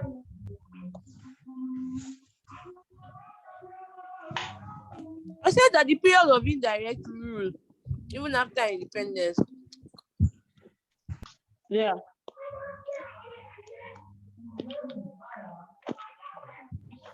Okay, famous. And I don't get it. Are we all hitting at the same time? This is strange. Famous, continue. What did you say? Please. Continue. No, I was just speaking from the Nigerian perspective. But you guys understand how to explain. You guys understand how to explain this with dependency theory, right? Yeah, I don't know. Hey, I don't know. You don't know what dependency theory is? No. Commonsensically, without even being told, when they say dependency theory, what does it mean? I don't want to use common sense. I want to use the logical sociology on a bed. Tell me what to write. I don't want to use my Commonsensically. No, don't be using sociology, I beg. So I wanted to ask something. I didn't. I was off a bit. Okay, so this part, yes, the example Famous gave was one of such. You know, it was we celebrated the independence 1960, but really, in real sense, 1963 was the one that marked the Republican independence per se. But in the long run, we will still say that is in Nigeria's case. But when we look at it, it's relating to African political leaders now. So, for me, what I see here, for example, is the fact that we don't really have that independence to the point where the way our economy, for example, and our relationship with the developed nations are, the situation where we eventually had become, what's it called? The first, what's it called? When you produce just raw material per se, and you extract product, and they will be the one to refine the product, selling it back to you. The cocoa case, for example, yes, we have our agriculture, we're farming cocoa, but when this cocoa is actually harvested, we don't process, we sell it raw to these guys, and they process and sell it back to us. So you can imagine a cocoa that is being sold to US for $6 billion, dollars, is being bought by same Africa at say 36 billion. So you could Exactly. see That's an example of dependency. Yeah. So you can see how we exported job. We had to even give back our money, to them. And again, there is another claim for the Francophone and France that on a yearly basis, France gets some kind of remission from them on a yearly basis. So this simply means the country is not yet independent. It's just a flag independence. Because at the end of the day, these guys who are the colonialists, or what we have is a neo-colonialism, where they are just, still, different, a different way, still taking things back from us. Sorry, I never read sociology.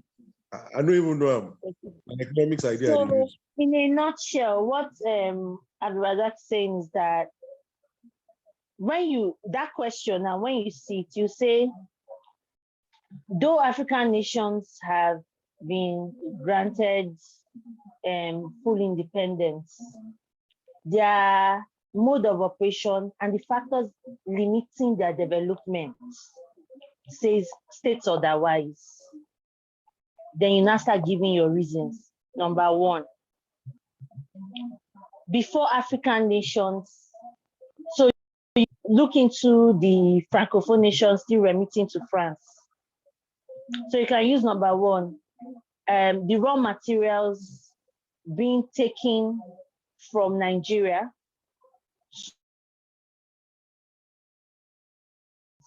and being sold back to Nigeria is one. Second, if we want to go and take investment loans and the rest, these colonial masters are still the ones that decide what they are going to give us. So World Bank is not independent. IMF is not independent. They are not independent institutions. They still have a say to decide what we get and the percentage of our interest. So that is still giving them an upper hand to decide if what our capital will be and what the interest will be at the end of the day. Another thing you can look at independency is their,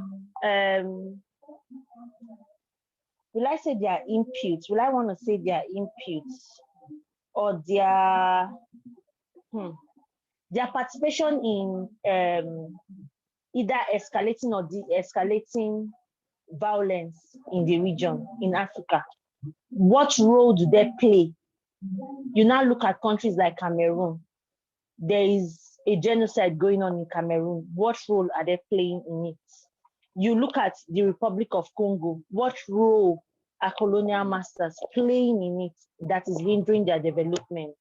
They still have access. Why is it that they have to come and monitor our elections? Right? Why do they have to come? You say that we have independence. What is that nonsense? Observer. Observers. How many times do we have independent observers observing UK?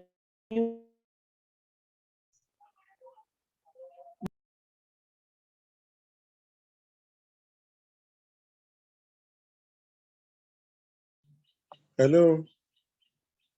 Is it just my network? Oh, does it make sense? Sorry. It's breaking. We lost you for some seconds, so maybe you take it again. No, I just said I stopped at international observers. That doesn't make sense. Like the point I've given, is that something you can build on? For me, it makes sense. I wanted to even mention it earlier that when it's time for election, you see situation where, for example, there was a time when Buhari and Atiku were compelled to sign, what's it called?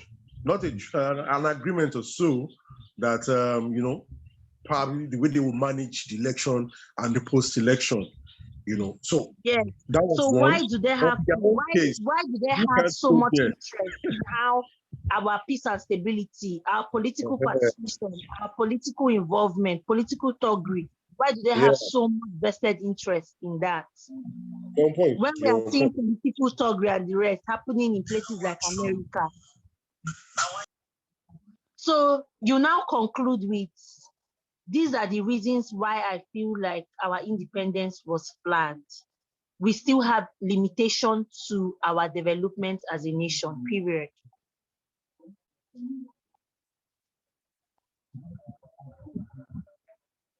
Does that make sense? Makes sense. So makes sense. It makes sense. It makes sense. I mean, so the point that you have highlighted, they are good. They are good. They are good. Just some of us will have a way we call it answer exam questions. Yeah, no. You know you're a scholar, famous. Help us. In this kind of thing, if I want to answer this kind of question, first of all, for example, now Nigeria, that I know very well, my country, like the way you give us that introduction is very good. You made it to understand that though these African countries are said to be independent, but the footprint of their colonial master is still being seen today. Both economically is being seen. From there, you begin to talk about how these people equally comes to tell you to come and take loan, using that loan to equally siphon your resources and whatever you have back to that country. You talk about politically their influence on your politics, how they interfere in most of your elections. You talk about that. Socially, you talk about that. And educationally, try as much as possible to highlight. Yes, by using British curriculum. Exactly. All these sectors that you can see that the interference of the colonial master is still being seen, is still visible. You should be able to explain all of these things, both agriculturally is there. They tell you what they will buy from you, that the one that will tell you how much they're going to buy it, and all that. Both your policies, domestic policies, you see most of them, economically, they bring in their companies to come to your country. They'll come and establish them, using it as an avenue for them to siphon your resources, your money, Yes. They influence your decision, your laws. They pay you. You shall leave it now. Direct influence. About you don't allow me to discuss. So he said the thing they pay me. About you. Razak say they see your hand. He say last scholar. He didn't hear the read. He say I want rest. I don't want trouble. About you, so you are here. You are here. A student.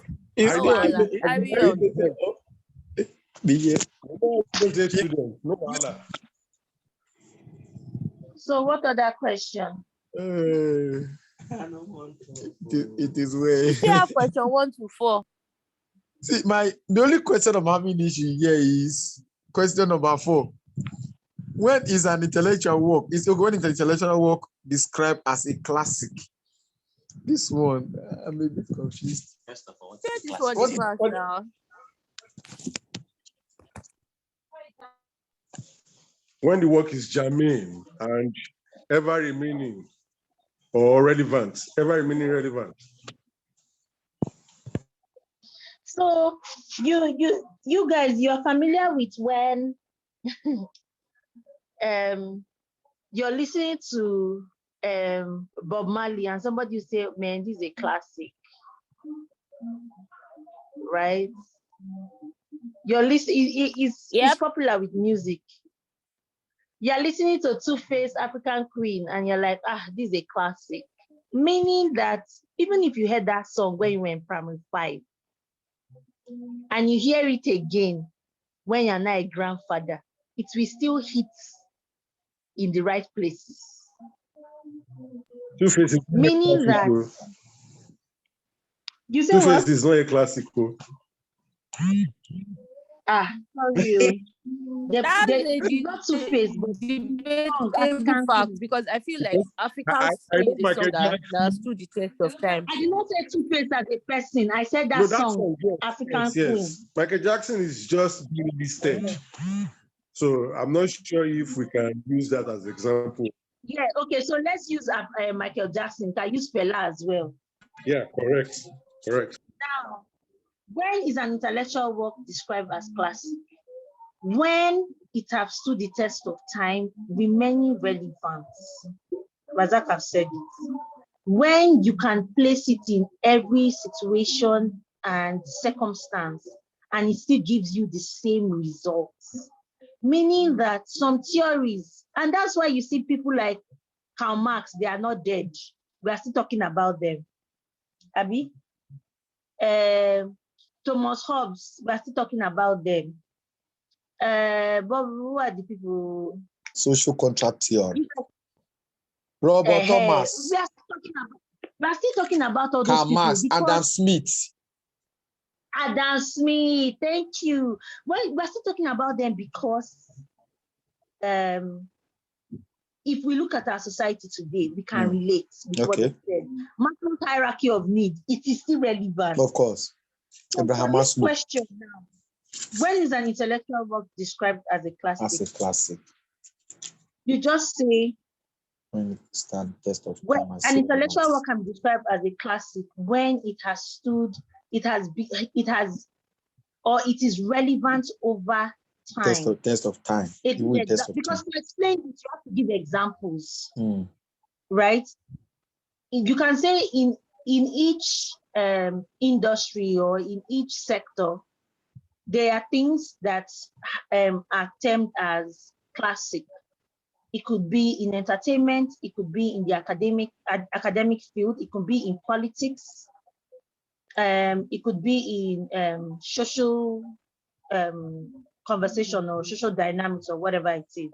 Then you start giving different points. You can, in entertainment, when we look at Michael Jackson, he's somebody that all his songs about racial injustice and inequality in the world is still relevant till today. In fact, when they're doing some political rallies and the rest, they use his song. You can also use Bob Marley, right? Liberation, freedom, dialogue, dialogue. Like, talking about police brutality. They still play these songs till tomorrow. One. When we talk about Karl Marx, and talk about bourgeoisie and proletariats, we still have society divided in inequality. There's no society that will say it's a society that is just. No society in the world will come and tell you that it's just, right? Because we still have all these inequalities that have made us, deprived of certain stuff. Even in countries like Finland, that they say, oh, happiest people in the world. By the time you go into Finland, you now realize that, okay, happiest people, but there are people that are significantly richer than others. So Karl Marx theory is an example of a theory that is classic. Another theory in this sense that you can use that, okay, this theory is a classic, is dependency theory. You can say dependency theory. In fact, not even using dependency theory. You can say in sociology, remember the perspective that I gave us, functional structuralism, conflicts, and I've forgotten the other one. The other one's about perception. I can't remember the other one. But those ones, you can just say in sociology, conflict theory can stand as classic because man constantly struggle, and that's where Karl Marx built from as well. You can use structural functionalism, stating that structural functionalism can be a classic because we identify that in society, institutions is what have formed the whole. And over time, that is what it has been. So people that came up with structural functionalism understood society, and even when they are not here, they could give us an idea of what society is. Does that make sense?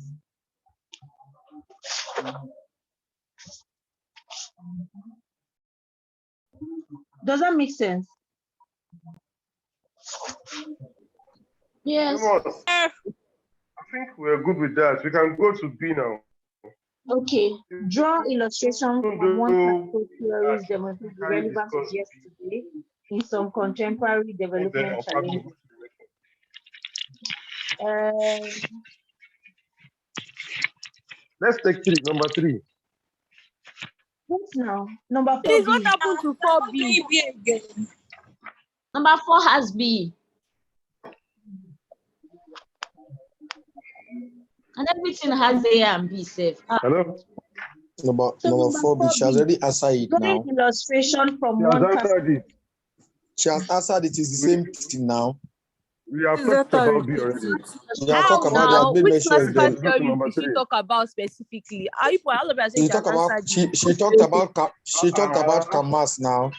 The Yeah, yeah. this class and the Pilateris class, inequality. She talked about those ones. She talked about what is the other one again? Okay. Thomas Hobbes, social contract. Those things that are still applicable today. That today we can use that to solve problems. Yeah. Well, she has Okay, explained so it now. number 2. How can there be growth without development? This question. I put the answer on the group. Sorry, I'm just looks like somebody talked about number 3 first, or requested for number 3 first. I don't know what Okay. question is there. okay. Which of the Which of the contending models of development could you recommend to Nigerian government and people, and why? So what are Chinese the model. contending models? Can somebody state what the contending models are? Try that.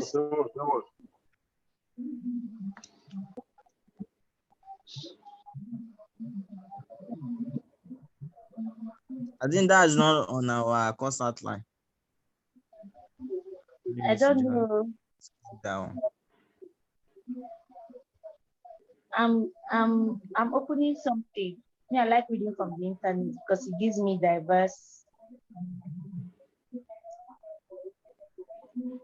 opinion.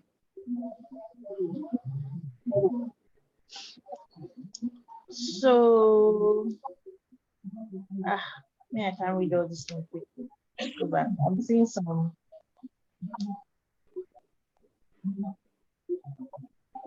So containing theory of development in contemporary society.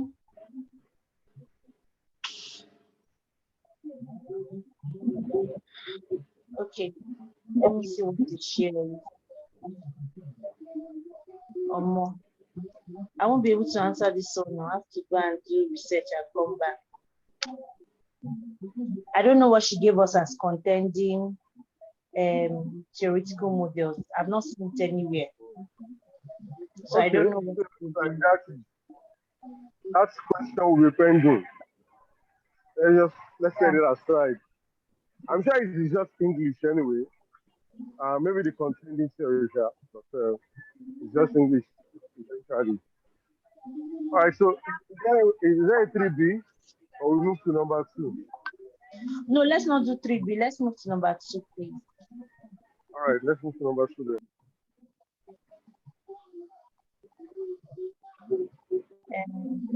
Number 2, can there be growth without development? I know this question. Kasumi has answered that question like that.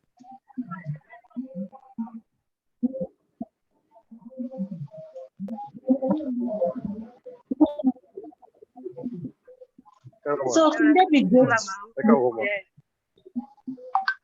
So it is possible to have economic growth without economic development.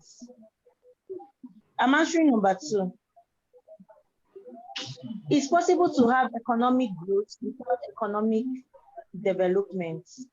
And this is because I'm giving everybody points, so please. Number 1 point. Number 3, please.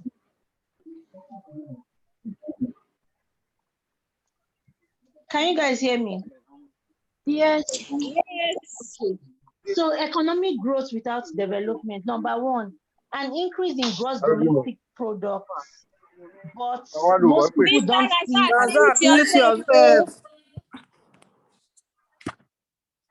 An increase in GDP. Yeah. increase in GDP, but people don't see that in their actual life. There is no increase in the standard of living. That's the key thing. And this is due to, number one, economic growth, meaning that it benefits a small percentage of the population. A good example is Nigeria. We have oil.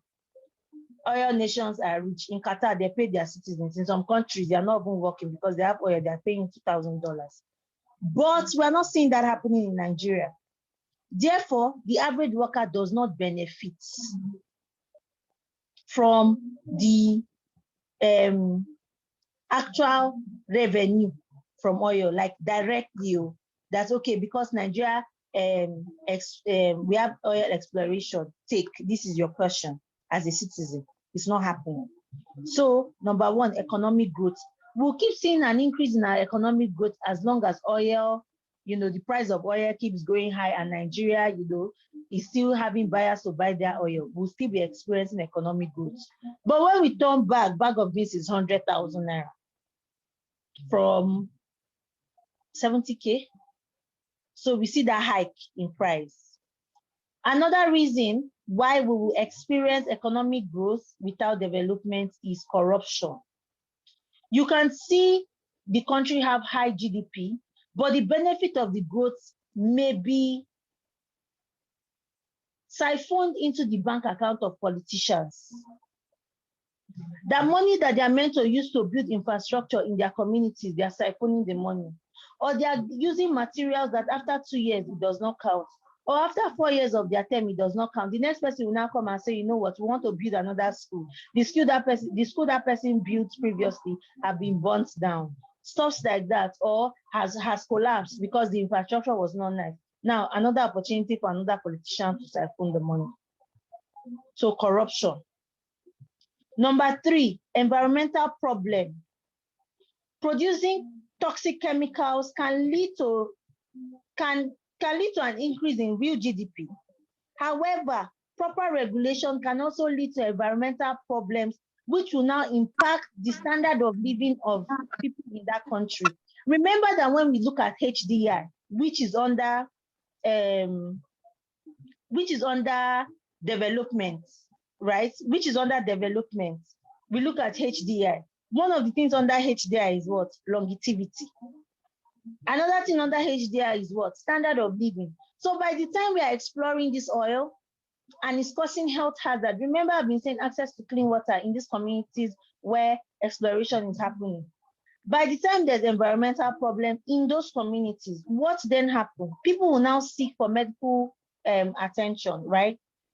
To the problems that these toxins have caused for them. When we think about Port Harcourt and the black suit happening, there is a degradation in their standard of living. Even if you're earning a lot of money, or we are seeing the impact in the real GDP of the country, we still know that at the end of the day, people that live in these areas will still need to have, access to healthcare, which because of corruption and other factors, they cannot have that. So environmental problems can also lead to economic growth, but also it cannot lead to economic development. We can see growth without development. Another stuff is congestion. I need people to think about, you're living in Lagos. You are poor. There's something called urban poor. Congestion is also a sign that there's economic growth in Lagos, but there's no development, meaning the standard of living. Think about development as HDR always, and you'll be able to explain anything about development. Think about what is the standard of living of people living in Lagos State. Let me explain congestion. Economic growth can cause an increase in congestion, meaning that because of the growth in this area, people will move. So we are seeing a lot of mobility, rural-urban mobility, right? People moving from rural areas into urban areas. This means people will spend longer time in traffic. There's traffic jam. And remember, for every time you spend on the road, there's a possibility of an accident. And what happens to longevity in HDI? is being affected, right? Now, GDP may increase, but they will see a lower standard of living amongst the people because they'll spend more time in traffic and production is not consumed, meaning that you're not even productive for yourself. What can you attain as an individual for yourself? Remember, part of HDI is literacy level. So if I'm spending time in traffic, even if I have basic education, when we now look at how many Nigerians in Lagos, imagine you doing this master's. Some people will say because of the traffic, I can't make it to class, right? Now I can only come for exams because I can take off my work for a while. Why is that limiting your productivity? Some people would have done this master's earlier on, but because of congestion. Now, however, if the output is not used by anyone, then it causes no actual increase in living standard, meaning that if at the end of the day you spend the whole day in traffic, we are not really realizing anything. The population in Lagos will just keep going up and people will not be achieving anything. But we know that a lot of things are happening in Lagos and there's growth, but there's congestion. So congestion can lead to economic growth, but not economic development. The last one is military spending. Military spending. A country may increase GDP by spending more on military goods. However, if this is not an expense of healthcare and education, it can lead to lower standard of living. You see that in this conversation about economic growth and economic development, there is always a component of HDI in that argument. There's always a component of, oh, growth can happen, but development will not happen because they hold on to one factor or one index of the HDI. Either they're holding on to longevity, holding on to level of literacy, or holding on to standard of living across board. So standard of living, we are looking at, okay, access to healthcare. That's one thing, right? Employment. What are the things that we can hold on to standard of living? It's quite broad. Can anybody add?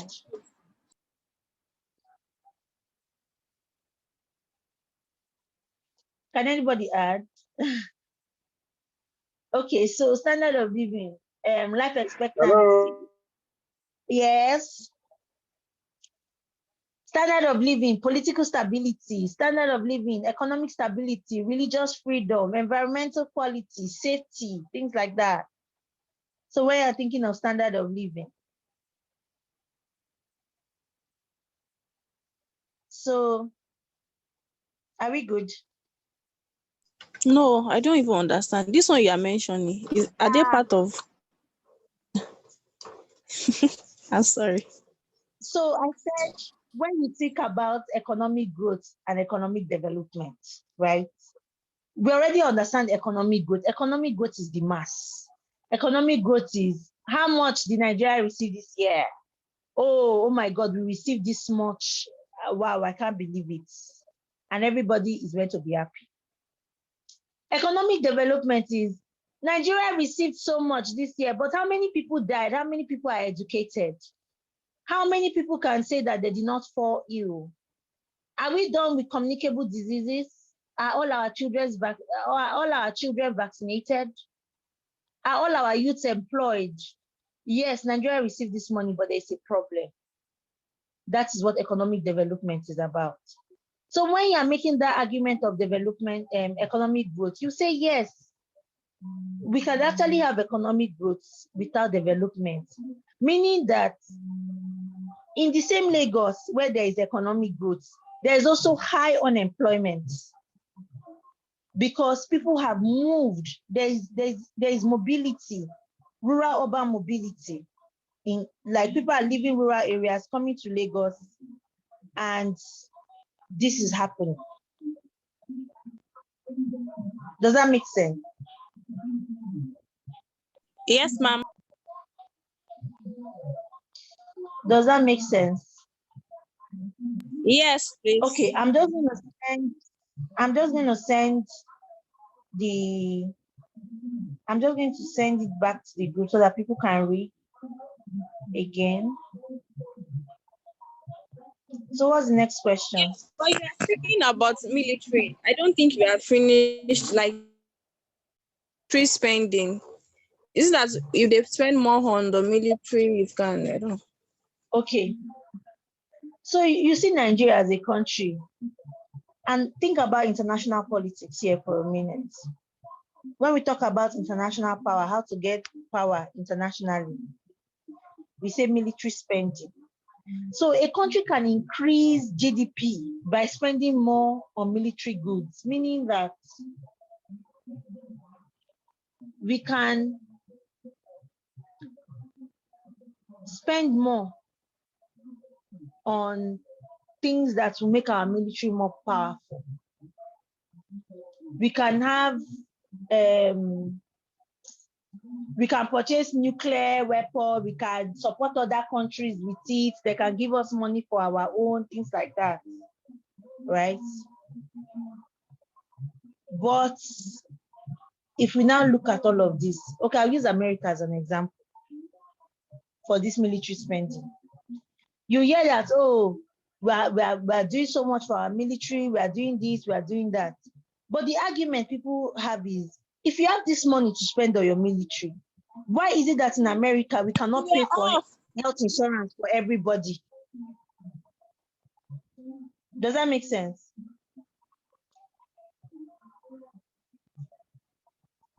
Yeah, you are right.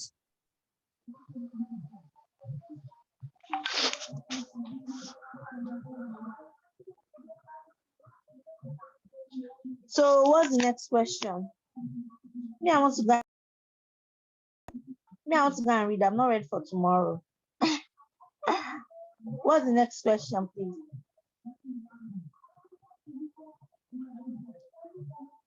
The next question is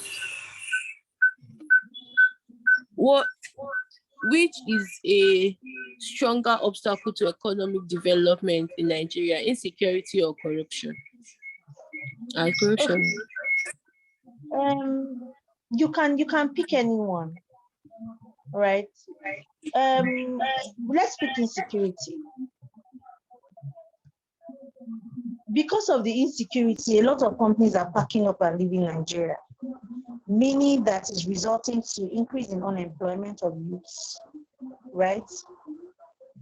And also increasing the instability that is already there. Countries cannot even reside in the Northeast. Companies cannot even reside in the Northeast. So because of that, we will see an increase in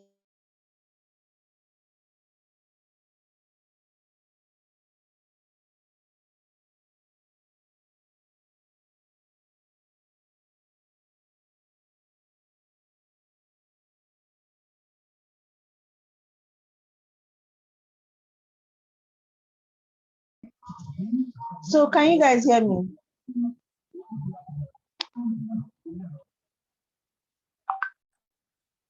I just started hearing you again. Okay. Please, what's the question?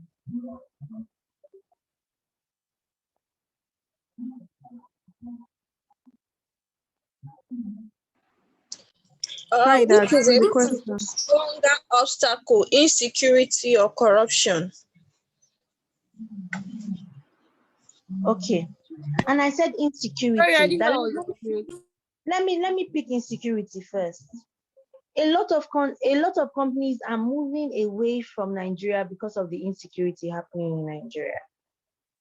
And what has that done to development? It has created increase in unemployment in Nigeria. And we already know that unemployment can also lead to thuggery, kidnapping, increase in vices of youth in society, right? You can build up that. We see the insurgency happening in the Northeast. Companies don't reside in the Northeast. So imagine how that area will look like. There'll be people will not go to school, And we already know that people with low level of education cannot climb up the ladder so easily in terms of economic empowerment. So we can hold on to insecurity, kidnapping. We can even use issues with NSAS. Some shops have closed down for life. In fact, that mall at Jakande in Lekki area has been closed. And that's because of insecurity. Were there foreigners there before? Yes, there were. And there are no more. So people that worked there lost their jobs, right? So you can use that as an example when it comes to insecurity. Can talk about thuggery, can talk about, violence in general. When it comes to corruption, it's sad that, we only use political leaders, corrupt. We can also talk about, the minimum ones that we see, the lackadaisical attitudes that we see in public offices, right? Nobody is taking responsibility for anything. Nobody is answerable to citizens, right? Those are still things, nepotism. Those are still things that drive corruption. So if you want to explain that, okay, corruption is the reason why Nigeria is the way it is, you can then talk about nepotism, fair chance in recruitment of government officials. You can talk about distribution of wealth as well. How access is not being given, equally. You can just build up all that points. What's the next question?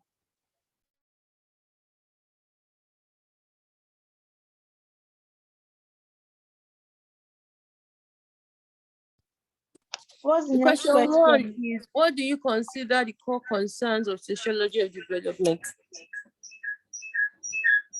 Okay, so when we think about the core concerns of sociology of development, you can talk about poverty, you can talk about social stratification, and okay, I think that okay, just give me a moment. I want to pull up something because the slide that I shared has everything. Core concerns of I sociology. think poverty will be under social stratification. Eh? I think poverty will be under social stratification. Poverty is a point on its own. I don't think so, and I'll tell you why.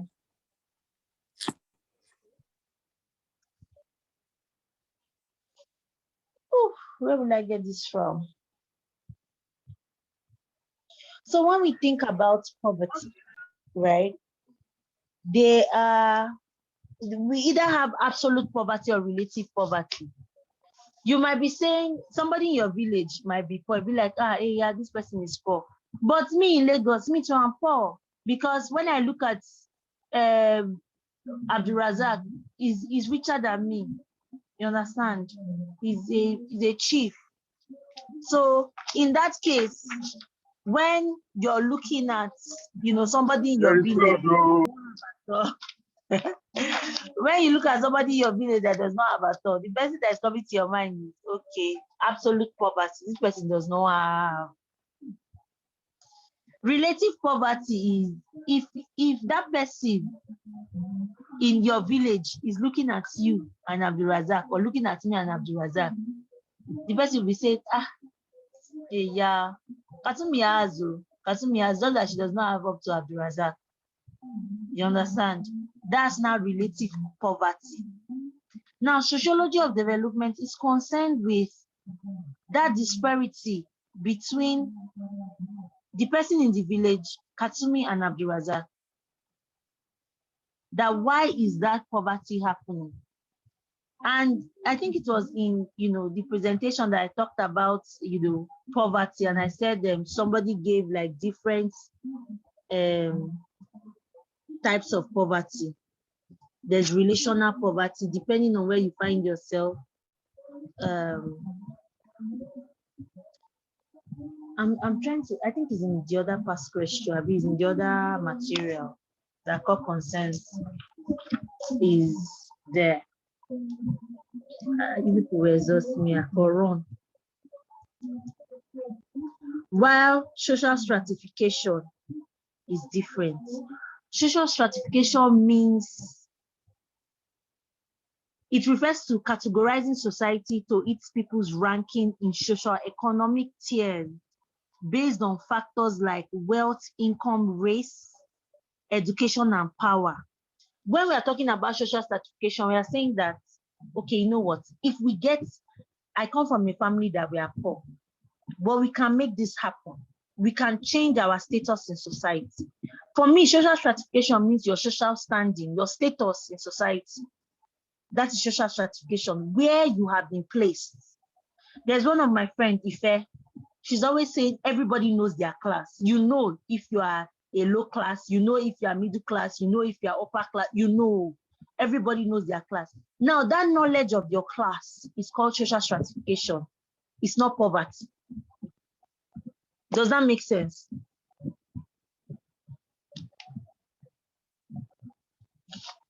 Oh my God, does that make sense? Not really. Okay. Social stratification. Please, I want You to ask know, something. Can we okay, liken social stratification to class system?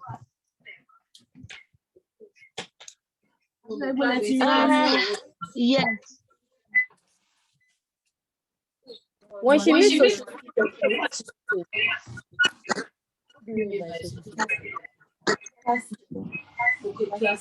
like the middle upper.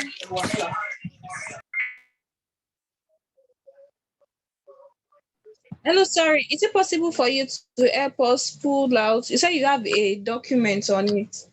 Well, maybe you can just send it to the group. You can read it. I'm looking for it. You guys should just hold on, please. Nobody should say anything. Or let me just drop my phone here.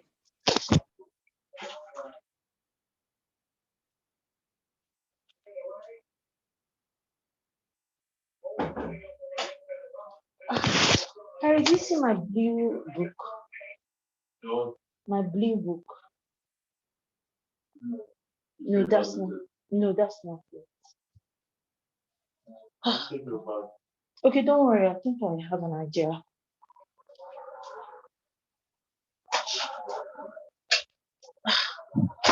Okay, see.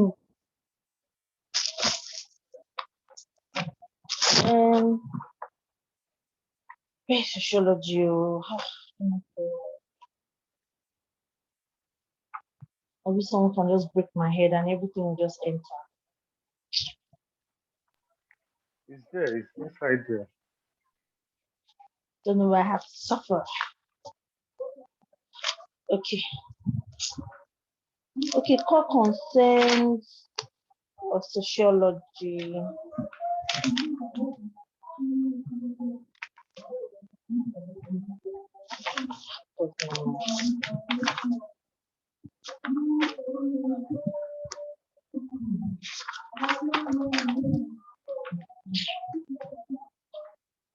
It was more than this, so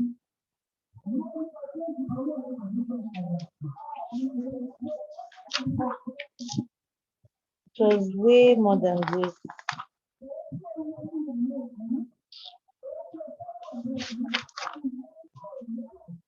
Abdulrazak, you recorded it now.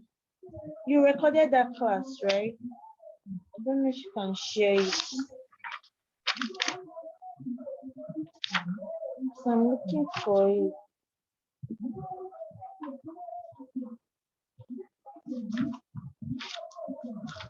Oh God. So I'm checking for it and I can't find it.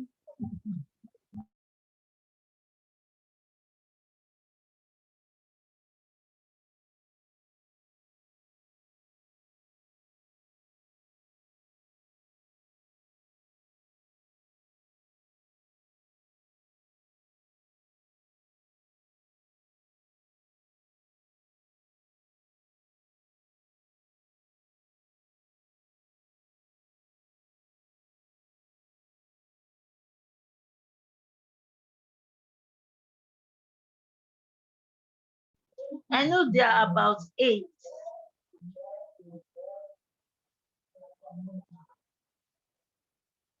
And no problem on the group. You get Core content of development sociology. But just so stratification is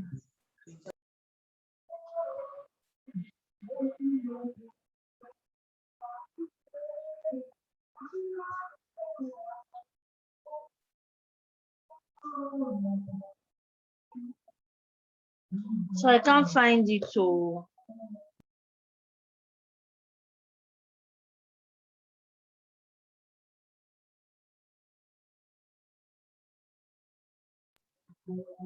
is there another question? So I'll just answer and move on.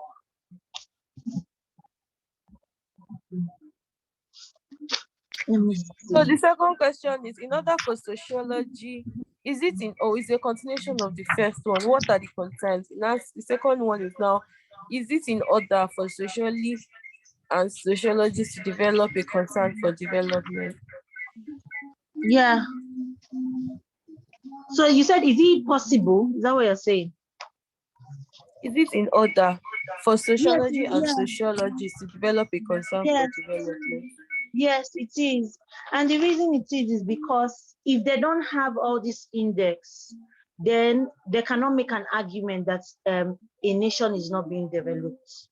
So if they don't have, if they're not concerned about poverty, then they cannot come and tell us that people are suffering, that poverty is an issue. If they are not concerned about social stratification, they cannot now tell us that, oh, middle class is diminishing, right? Or middle class is reducing.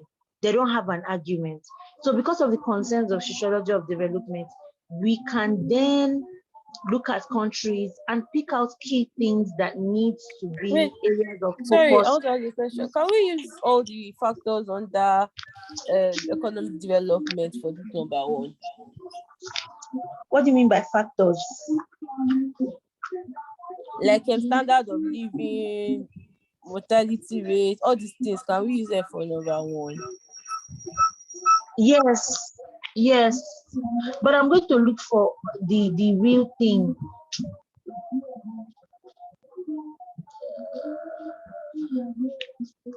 I'm going to look for the real thing and share. I know that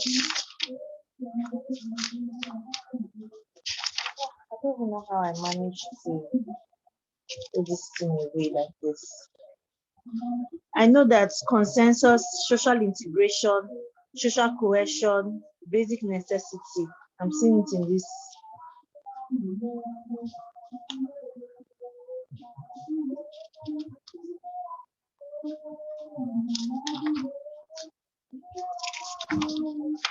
So yeah, is also concerned with social institution as well. How social institution promotes development in the country.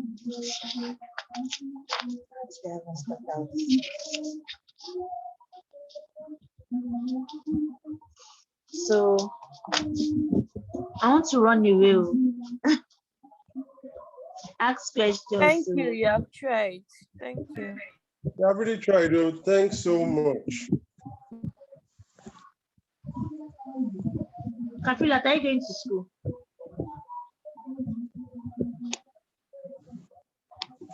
Yes. Thank you, Yes. Pat.